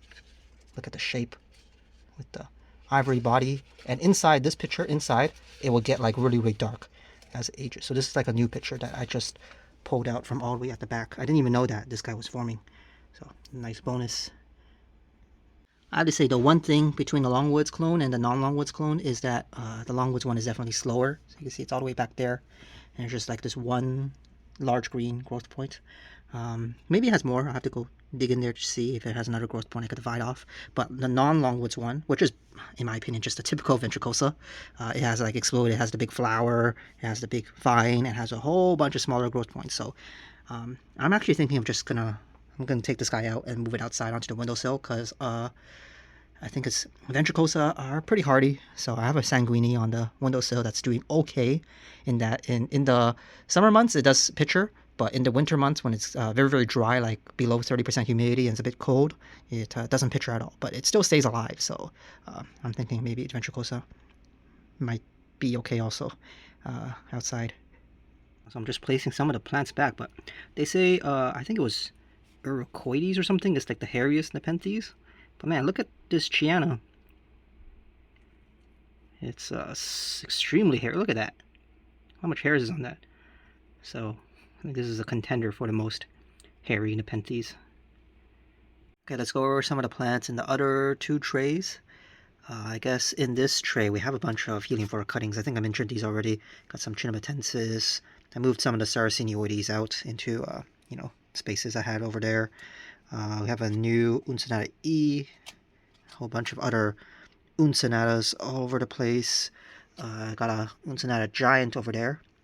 It's getting way too big. I need to go in and divide that up. But I think it's unfair to compare the regular Uncinatas with the Uncinata Giant right now, because these regular ones are kind of like cuttings and maybe they're not in the same size pot. So I would say these guys can probably get a bit bigger. But the giant one is way bigger than all my other Uncinatas, like the double bubble, or any of the other ones I have. Some more Sarracenoides, some small little Ewoks. I think this is a Burgundy Black H minor. Just a bunch of random backup cuttings I have all over the place. In terms of Nepenthes, back there we have Nebularum. I don't really know the differences between a Nebularum and a Rob Cantley. I know there are some, like in terms of the flower stalk and all that, and how I think how hairy it is or something. I forget, but one day I'll check up on it. Here's a Rob Cantley. This one wasn't doing that great in my glass terrarium. I think this one is just a weaker clone. Or not a clone, it was like grown from seed. The other one I have in my glass terrarium is a BE clone, and it's doing pretty good. This one is like suffering from little lids. Like the lid is very small, and it's probably doesn't really like the humidity in this area. Maybe it's getting the wind from the air conditioner a lot, so humidity is a bit low here. But yeah, it's not doing that great, but it's coming along. Right, the pictures are getting slightly bigger now, so it's just maybe the humidity is causing the lids to be not that good. We have here at Attenboroughi. And some of the pictures were getting kind of crushed in here. So this picture swallowed a tenui picture. I had to like break up the tenui picture in order to remove that tenui plant. So yeah, I don't know. Some of these other tendrils are kind of getting stuck between pots. That's why it's kind of a bit mashed up. But I did fish out this nice picture. Where is it? This guy over here. Look how big this picture is. So this is the nice picture. Look how round and wide the mouth is. It's full of springtails. I see inside the picture fluid. So it ate a lot of springtails. This guy was like, this picture was all the way in the moss, like underneath the moss, but I guess there was some room between the pots. I had to like dig it out. But yeah, this Actinobrochii has like no spots and no stripes in the picture, so it's a very naked looking Actinobrochii. I also have a 515 over there. The 515 is a little baby one, and it has some darker pictures with spots inside. But yeah, Actinobrochii can be pretty variable. Maybe eventually I'll get some more seed-grown clones. What else do we have? So this guy here was fished out from that corner, so I just wanted to show. This is a Mantalinga gensis. Look how nice it looks. So I don't really know if it's a Mantalinga gensis. I don't actually know the difference between that and an Actinobrochii. I know they just come from like slightly different mountains, but those two mountains are like in the same area kind of. So this one looks pretty nice though, whatever it is. Look how nice and striped the peristome is, and it's got the spots inside. I mean, it does kind of look like an Actinobrochii. I'm not entirely sure. Maybe you can tell from the leaf morphology and how it attaches to the plant. So Actinobrochii has, this guy at least has a very thick attachment, whereas there's a bit of an extra little petiole here. Not entirely sure. Like, look at this Mantalinga gensis, this little petiole. So I'm not sure. Like this picture looks way different, right, than this guy's pictures. So I don't know if that's just variability, or if it's a hybrid between the two, or I have no idea. But I do have a true Mantalinga gensis. I think it's probably this guy. This was an AW clone, so I do have one of those. One day it'll get bigger and we can compare them. This big guy here is a Leonardoi. So I think this is a BCP clone Leonardoi. It's doing pretty good. It's got these nice round pictures everywhere. So here's a new picture back here. Very egg-shaped picture. I think there's a larger picture kind of crushed between the pots a bit, but buried in the moss here. So Leonardoi. It's got some mean looking spines on the neck of the peristome there. But yeah, it's pretty cool. What else do we have interesting in here? We have a Mira, just to complete the Palawan Nepenthes. I think there's a few more Palawan Nepenthes that I don't really have. I think that Diana, I don't really know if that one's in cultivation or not. But yeah, in terms of Leonardoi, I have the BCP one. I have an AW Leonardoi, which I think is this little guy over here. And I also have that one over there beside the dying Heliamphora. Heliamphora, I let dry out. That's a Nebline. I just let it dry out too much, and it didn't really like getting dried. It seems to be coming back though, so it's still okay. And I have enough Neblines, I guess. But yeah, that other Leonardoi, I think that was a Flore one, which comes from sourced from Malaysia Tropicals, but it's not doing as hot. I think I mentioned in my previous videos that one I think is genetically weaker. Like you can see the tiny little picture it has over there, whereas the other one I have has nice big pictures. So either it doesn't like its conditions, but it seems to be like in the same general area.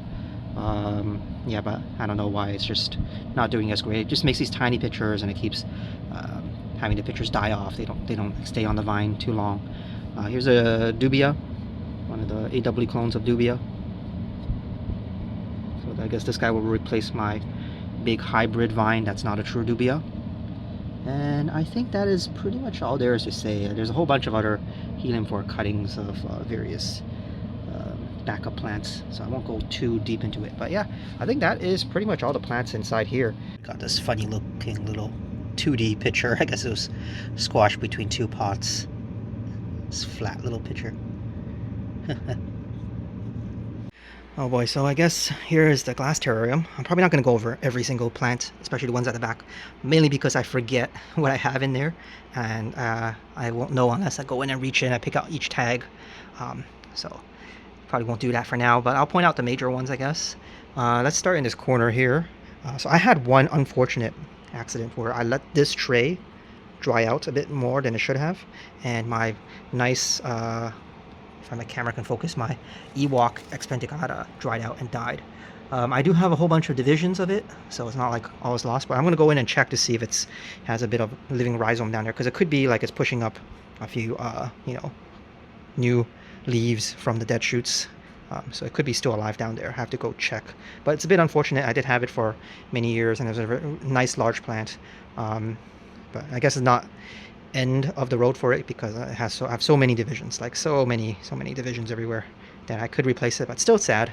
That's a nice large plant I had for a while. Here's a new plant. This is a bubble giant from Jeremiah. Expandicata bubble giant. So I think it's also called a Prada giant. So it's I think they actually went on the Tipui and specifically looked for it, and then they found one to collect a herbarium specimen for, and then they divided it and managed to get divisions of it. So it has a larger nectar spoon. I kind of could see it already. It's already kind of large. I do have another bubble giant, or giant bubble, sorry, which is this one. But I got this one from, I forget who, but this one was a seed grown, MS seed grown. I don't actually know if they reproduce by seed. So I probably need the true clone, like the division, actual clone of it. So I don't actually know. I mean, I'm assuming they could be divided by seed, because this form lives up in the Tipui, so they probably do set seed and grow by themselves. But yeah, I have no idea. All I can say is that the nectar spoon on this one, Expandicata, doesn't look as giant. Beside it, I have what are these? The Palawanensis, I think. Yeah. So unfortunately, it's not the right time for me to make this video. I should have made it a bit earlier, because the nice pictures have since dried up. But this one was the one that has some strangely waxy leaves. Look how waxy it is. It is like white and shiny. So all the little clones of it has many basils. All the basils have similar like waxy leaves. Look how waxy this is. Whereas here's another Palawanensis, and this one has like no wax on it. So I try to put them in the exact same spot, so a lot of airflow here, same growing conditions, and this one has no wax, and this one has wax. The pictures are kind of variable, so you could see on this same plant you have these little tubby pictures, and you have this very long trumpet-shaped picture. So very weird. I think it depends on if it landed in the soil or not. This one was hanging in midair, so maybe it was a bit longer, whereas this one touched the ground or touched the bottom of the tray. So all these ones that seem to have landed in the moss are a bit more tubby for some reason. So yeah, that's Palawanensis. Also like the stripes are kind of variable. I think they kind of fade a bit, but some of these don't really fade. Yeah, I don't know. Behind it is the Gantongensis. Let me get my camera to focus. Gantongensis. Yeah, again, the nicest picture is starting to fade. Here's another Gantongensis picture. Oh wow, it's so sticky. It has so many drops of honey on it. Wow, it's already like all over my hands. I think here's another picture here. Nice. Well, this one's really tubby for some reason. But you can see they're kind of very variable. Like Ganton Genensis or Genesis. I don't know if there's another in that name. Back there is a Purpurensis. I have a lot of cuttings of that one. There's an Uncinata. It's just a typical Uncinata. This one is so I think it's an H minor, but it's like one of those giant forms. Onda shaft. Minor of a minor giant from Onda shaft. I really like this particular clone, because look at how like long the neck is on this H minor. I do need to make a backup division because I'm worried about it dying. I have a few I think they are Nebline. No, they're Parvas. The hairy red one's Parva. I think back there might be more Parvas. Again, yeah, I kind of forget what I have back there. I think the very large one it starts with H. Maybe it's Hubrii. Maybe it's Hubrii or Spida. I think it's Hubrii. I forget which one it was. There's probably an Electrum down there. I think they renamed the Venimo to Electrum. And I think there's a black cherry, which is a heterodoxa, maybe a hybrid. They don't really know if it's a true species or hybrid. Up front here, more H minors. So this one is a minor from Pilosa AW12. So now one of the clones of the Pilosa. There's Macrodonalde cuttings. This big clump here is my burgundy black. So you can see my burgundy black is pretty, it does get pretty dark. Like inside the pictures are quite black. And compare that to the H minor in that pot over there. It's not as dark inside, right? So like this H minor here. And this H minor is the same H minor as I showed earlier in the video that was growing in the shade. So this one is much smaller because it's getting blasted with light. But you can see how the growing conditions would change the shape of your H minor. But yeah, that is this one will be burgundy black and not burgundy black over there. In the middle is Macrodonalde. I need to divide that. But last time I divided it, it like stopped making adult pictures for quite a while. Up front here we have another H minor. This is from the Western import minor. From the Luna Tipui. I just wanted to see if it's different from any of the other miners. I got a few lowy eyes, I think. I think these are lowy eyes. Yeah, lowy eye. It's got a little starting to get little hairs on it now. You can see kind of on the lid. They're very slow, but recently it did have a big jump in size. I forget what these guys are even. This is Heliamphora. And this one was an Argentii, little tree-like thing going on, but doesn't have any pictures for me, I guess, right now. Got a Raja back there. Oh, nice little picture. Didn't even know it was back there. Haven't seen this guy in a while. I think it's getting too much light though, because it's like too red. Probably should move it down more into the shade. Here's a new plant from my Westuba import, the Iroquoides. So this is supposed to be very hairy compared to all the other Nepenthes, but I think I showed my Chiana earlier, which was very hairy also.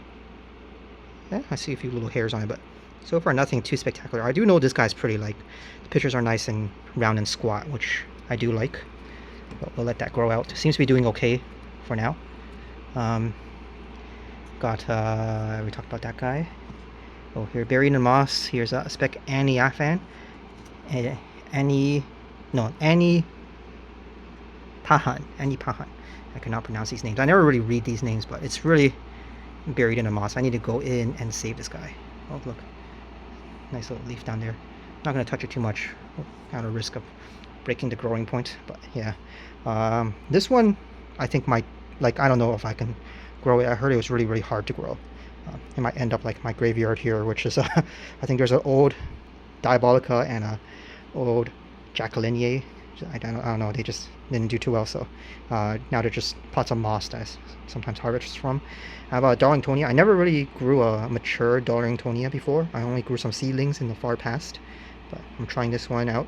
And I guess the water tray drippings, which I keep separate because the radiator water like touches the radiator and I might get little copper ions in there. I don't want that in my distilled water tray, but because it's really cold, it really cools down these pots a lot, so I'm hoping that helps with the Darlingtonia. Like, this soil media is really cold, so maybe that Darlingtonia, like a lot of Heliamphora cuttings. Again, I don't really know or remember what some of them are, so I need to go in and look at the tags. Here's a Pochella from one of the Tipuis, or Tipui, however you pronounce it. Here's a Rob Cantley. I don't have a really nice picture. I think the pictures have kind of died back a bit, but this Rob Cantley, I think I showed the one in my tent that doesn't have really good genetics, but this one seems to be much better. You can see it has some nice large lid and everything, really dark pictures. So this one has better genetics. Oh, there's another picture buried in there. Probably need to give it more room, but yeah, this one's doing much better. And a little Hamada. So all my little Hamadas, I forget which location this one was from. I'll put it in the video if I remember, but this one is a bit more dark with white splotches, whereas this one is like more dark overall. And this is not disease, by the way. This is just sunburn. It's just getting way too much light. Each leaf will get that. I need to move it to a more shaded position. You can see when I go to the other side, we'll see the basil is doing way better because it's more shaded. But yeah, let me move around. Moving around to this side. As I was saying, yeah, the Hamadas, I got some. This one's more darkish, and then this one is more like reddish, has a red tinge to it.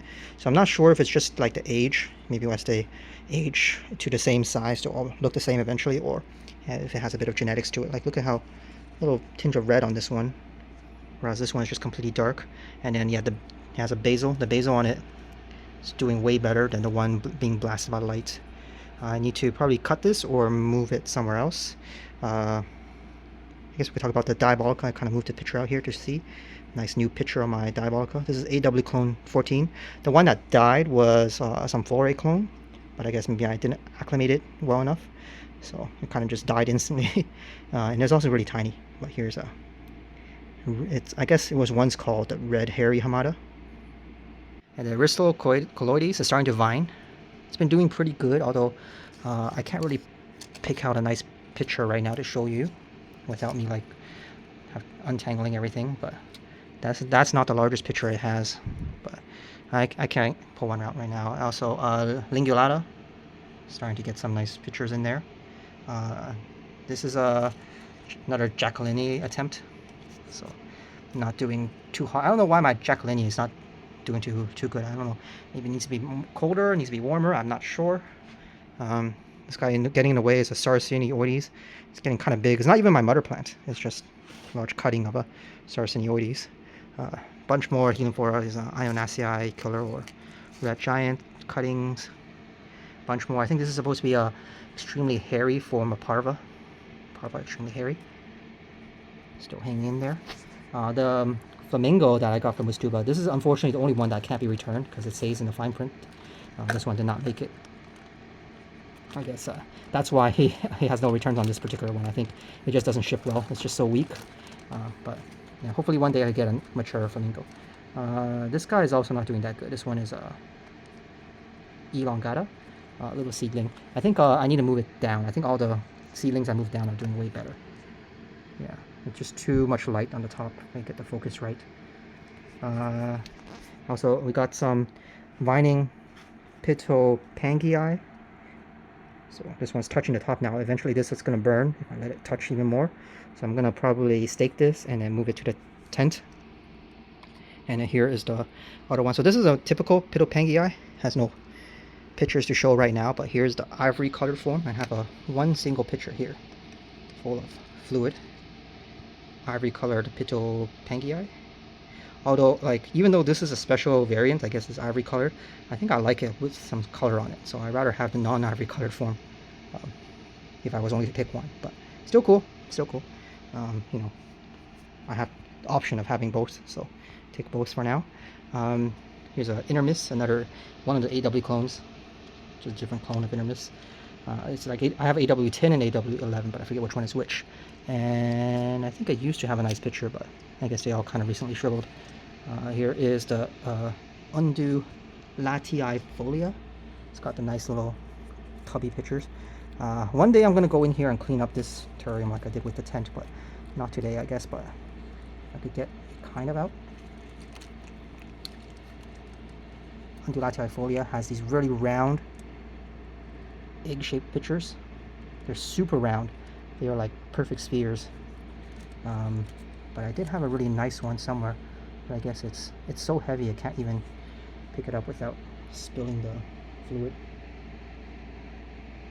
Maybe skip that for now. But in my older video I had a very nice picture of it. And then I have my two Brocchinia, the Carnivorous bromeliads. Here's a B reducta and B hectioides, I think. So still hanging in there, growing a bit. B reducta, I think I mentioned it before, but I thought it was dying because it was getting yellow. But apparently that's just the color it looks like. It's just slightly more yellow. In fact, in the wild, when they're blasted by full sun, they're like luminescent yellow. And you can see it's starting to develop a bit of a white farina. I guess that's to either attract bugs or clog up their claws so that they fall into the pictures. Here's a very nice hairy, I forget if it was H minor or I think this is H minor. Let me try to get. Okay, I cannot take it out, but we could maybe look at its tag. H minor Varpalosa vein giant. So this is one of the. I think that's the same as AW clone 1, but look how large it is. And then we have another Pilosa. This is Pilosa, just giant from Micah Sachs clone. So also doing okay. I moved it up here because I wanted it to get more light, and it's starting to get some mature pictures. But still doing okay. Some more Pochellas. Back there, more Pochellas. Oh no, that one might be, yeah, it's a Pochella actually. I was gonna say it might be a minor, but I think these are all Pochellas. And then more Heliamphora. I forget what they are back there. Yeah, I think that's where I'm gonna leave it at. Maybe one day I'm gonna do a more detailed look at all the plants inside here, but for now I don't have the time to go in and individually pick them out. I just have to right now make sure I maintain these vines so that they don't crawl everywhere and become unmaintainable. I almost forgot about this guy. This guy I really like. This is a like a non-hairy form of Pochella. So it's each Pochella, but it's like all smooth. So look how nice it looks. That's this guy right here. I need to make a division of that so I don't lose it. Of course, I need to make a division of my Macrodonalde. Macrodonalde could get much bigger though, but look how large the nectar spoons are right now. Like little mushrooms. Very nice. Some people say this is like the best Heliamphora. In terms of my favorite, I really like this hairless Pochella. It just looks so smooth and elegant. I do like Macrodonalde because of the veins. Everyone loves those veins. And it also has that like a rim of hairs that point in. So it's like a sarlacc pit. It's just one row of hairs right around the rim. You can kind of see it in this camera. You can see it right there. And, it doesn't really pick up much in the camera, but yeah, you see on some of these pictures, like a little single row of hairs on the rim. That's really nice looking. But I also really like this hairy H minor. It's also really, really nice. And of course, I like the very large neck on that shaft H minor. So those are my favorites so far.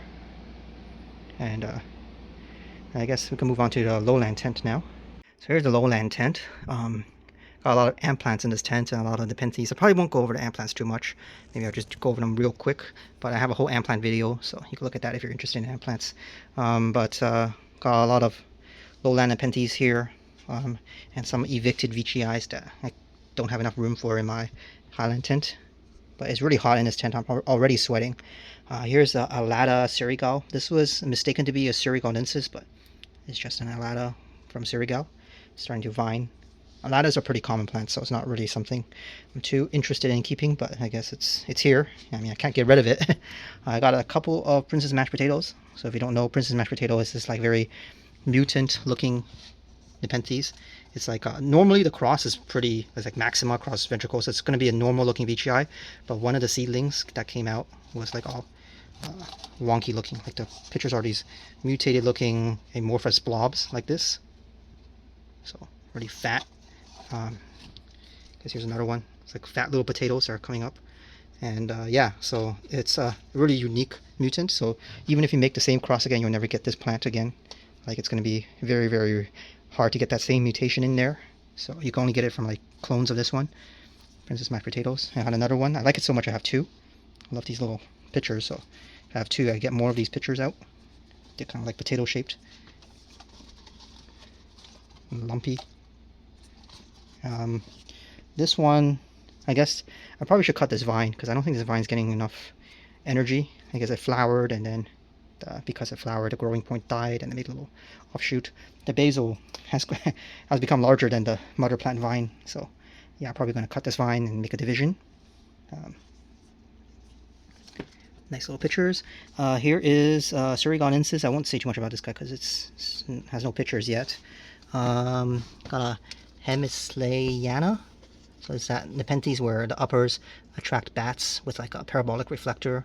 So they did like the research on it, and the bats are attracted to it, and then they show that it reflects certain ultrasonic waves better. But in terms of how it just looks like a normal picture. Like you can't not see that it has a parabolic reflector, so it looks kind of disappointing despite the cool description that it attracts bats and everything. But yeah, the bats roost inside the uppers, but its lowers basically look like a Rafflesiana. It's kind of related to Rafflesiana, but they did prove that it's better at attracting bats, and the bats are healthier living in it than living in Rafflesiana pictures. So that's kind of interesting. This guy is a Ventricosa porcelain. No, sorry, not porcelain, Alba. It's Alba C from EP, I think. If I could find a nice picture from it. So this one, the pictures are kind of like dark ivory, and the insides get really black. So here's nice looking waist. I mean, the Longwoods one is still better looking, but this one starts out like all ivory, and then gets darker as it ages. Got the moon palm. Here's the moon palm back there. I guess I was kind of lured in by the unique marketing name. It looks like a little palm tree, moon palm, but all Nepenthes look like a little palm tree. So I guess it's not, otherwise without that name it's not like a plant I would get. But I guess it's a hybrid. No one really knows what hybrid is. Maybe now that we have pictures on it, someone could identify it. Got another hybrid back here. I don't really do hybrids, but I guess they're shoved into this Lowland Tent. Here's a knock across Lowii. Nice dark pictures. Very nice, I guess, in comparison to the white Alba. I guess that's the only nice picture I have right now. Got a couple of the Boschiana seedlings there. And got another Ventricosa. Here is Ventricosa C exotic plants cross porcelain giant. So be cool to see how that turns out. This veitchii, nice looking veitchii. Very nice looking veitchii actually. Red bodied with stripes. And this is a very old picture now. And originally I evicted this veitchii because the pictures look like this. Look how bad they look. It looks dirty. It gets that black splotch on it. Here is the next picture from it. So you can't see, I guess, in the shadow, but at the top there, it's getting the black splotch, the dirty splotch. So I don't know, it looks like an actress that's been on too much drugs, crack cocaine or something, lost all her teeth. It looks all old. So yeah, that's kind of what it looks like. It opens up all nice, but then it becomes like that. But the recent picture has not done that. So I guess it's kind of aged out of it.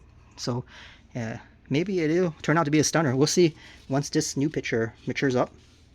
If this old picture develops that coloration, that you could kind of see. No, I don't actually see it coming in at all. Interesting. So yeah, it lost that weird darkening effect. So yeah, so again, veitchii are very polymorphic as they age up. And then all these other veitchii are just hobos. Here's the hobo 253.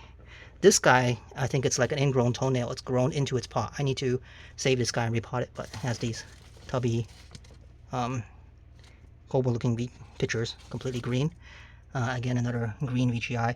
One of these is the green 441. I don't remember where it is, but yeah, the other 441 in the tent has nice stripes, but its brethren, maybe it's like buried down here, has like completely golden hobo pictures. So I guess it's probably like maybe a picture like that. I don't know if that's from the 253 or from the neighboring pot, but they're not worth looking at. I'm not really that into hobo, or I guess that's what Carnivorous calls it, the green peristome veitchii without any stripes. But yeah, hopefully this big one, I think this was 207. Sorry, I forgot to mention his name. I think it's 207. Double check to be sure. Yeah, it's 207. I think hopefully this 207 makes the cut. And then, I mean, I don't think I have enough room for it. This one also has grown way faster than all my other veitchii. All the other veitchii I got at the same size. This one's my largest one. It's just like super fast and vigorous. I don't know why, but yeah, I guess genetic variations. We got a Clipiata in here. Still a little baby plant. A bunch of seedlings. I guess I won't talk about these guys too much. Here is a Batabuli veitchii. So you can see this one grows upwards, and if you've given a tree, I think it will climb a tree. But yeah, the barrio type veitchii, they just like to collapse in on themselves. So like that ingrown one, I need to rescue. Or this one, they just grow flat on the ground. They do not want to stand up. In fact, if you try to stand them up, they kind of stop growing. But yeah, this is the different type of veitchii, so it will grow upwards. So this one, although here's how the pictures look like. So not that spectacular. Here's how they open up, nice and green. But yeah, not really the veitchii look I'm going for, but you know, some people really like it. Down here are some PPO3s.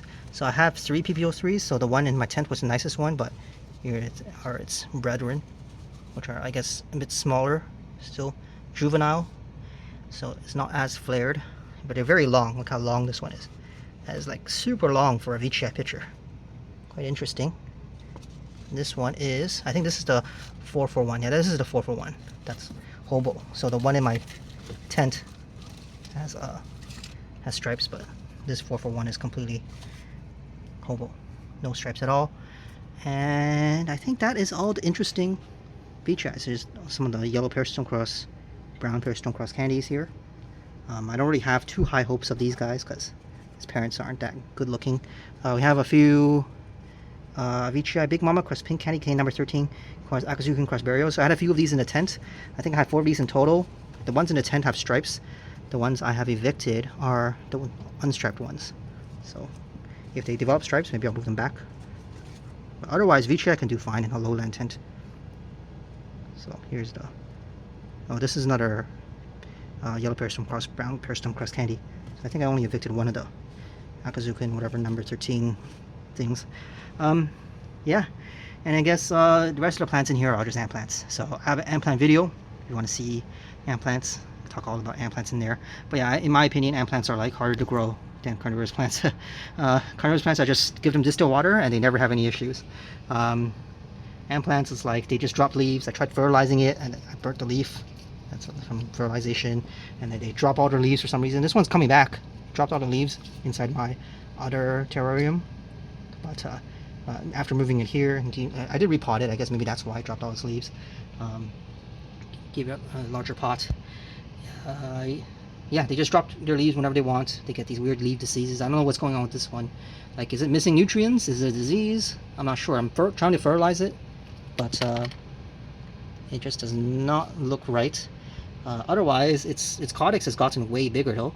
It's like swollen extremely quickly, but maybe it requires a bit more lowland conditions, or not lowland, sorry, a bit more highland conditions on this one. I need to ask the seller to be sure. All the other ones are doing okay.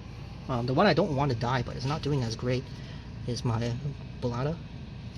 But it has a few more growth points popping out. But yeah, they just like drop their leaves, and I don't know what's wrong with them. Here's a snake fern. I think this is, I forget which one it was. Bismarckii, Brunii, I forget. Up here, I guess we have some biblis seedlings. I'm trying out some biblis. These are some annual biblis, nothing too special. Got some more ant plant seedlings. I'm trying them out in this coffee paper tray. Someone said that it does well germinating like that. I have like a whole bunch of methods of germination, some in sphagnum, some in peat, because they give out a lot of seeds. Like, so you get like 7 to 8 seeds per berry like this. You just pick this berry off and it's just full of seeds, and they germinate like immediately. Like, it's like not like Nepenthes seeds where you gotta like wait months. These guys like germinate the next day. You could see them like growing with your own eyes, like, you know, in real time. But yeah, like ant plants, like the leaves, like sometimes this is not a pest. This is just it's called like false scale. Sometimes ant plants get that where if the humidity changes too much or they don't like the humidity, like some of the cells explode and they become like scabbed over like this. So I don't know if this one's also the same situation. There's a weird kind of scabbing going on. But yeah, sometimes like the leaves yellow like this. I don't know, are you missing nutrients? Are you not liking your I have no idea. Carnivorous plants, they don't care. They don't care about nutrients, so it's never nutrients. But here, like ant plants, they require, like, you know, the ants really care for these ant plants, right? So you cannot be better than the ants. So you got to give them a whole bunch, like everything they need, all the micronutrients and everything. So yeah, but otherwise, it needs to be doing okay. Ant ferns though, ant ferns are way easier. These guys just grow like crazy. They grow way fast. They kind of crawl out of the pot. So even though I'll give it this wide pot, it's eventually going to reach the edge and it's going to crawl over it. Look at this guy, it's already crawling out of the pot. It was not like this when I planted it. It was all inside the pot when I planted it, but it's just sticking its head out there. A whole bunch of other ant plants. And then these guys, you could chop them up. Like, I could break off this part and it will grow into a whole ant plant. So they're easier to divide. Whereas the non-ant fern ant plants, you need to grow them from seed. And yeah, here's a bunch of little ant plants. Like they kind of, these guys kind of like budded off, like a little bud off of the mother plant, and then it's like from a little stick, and they bud off this new growth point. So these are clones of this guy, Diporoides, the Carnivorous Diporoides. So yeah, so interesting little ant plants there. Here's I repotted this guy to give it more room, but eventually it was starting to crawl out of its previous pot, so I was giving it a wider pot. But yeah, I don't know, otherwise ant ferns, yeah, much easier than other ant plants. And then also my sphagnum. I think that is all there is to say about this tent, and I think that's all the plants in general. I think I'll cut the video there, but before I leave, I guess just one last look at the current state of the tent. as after I cleaned it up a bit and removed the ventricosa porcelain and the non-Longwoods clone and the dubia hybrid. I moved them out, keeping a Longwoods clone up front here so I can have a better look at it, keep track of it. I repotted my ant fern, so it has more room in a larger pot.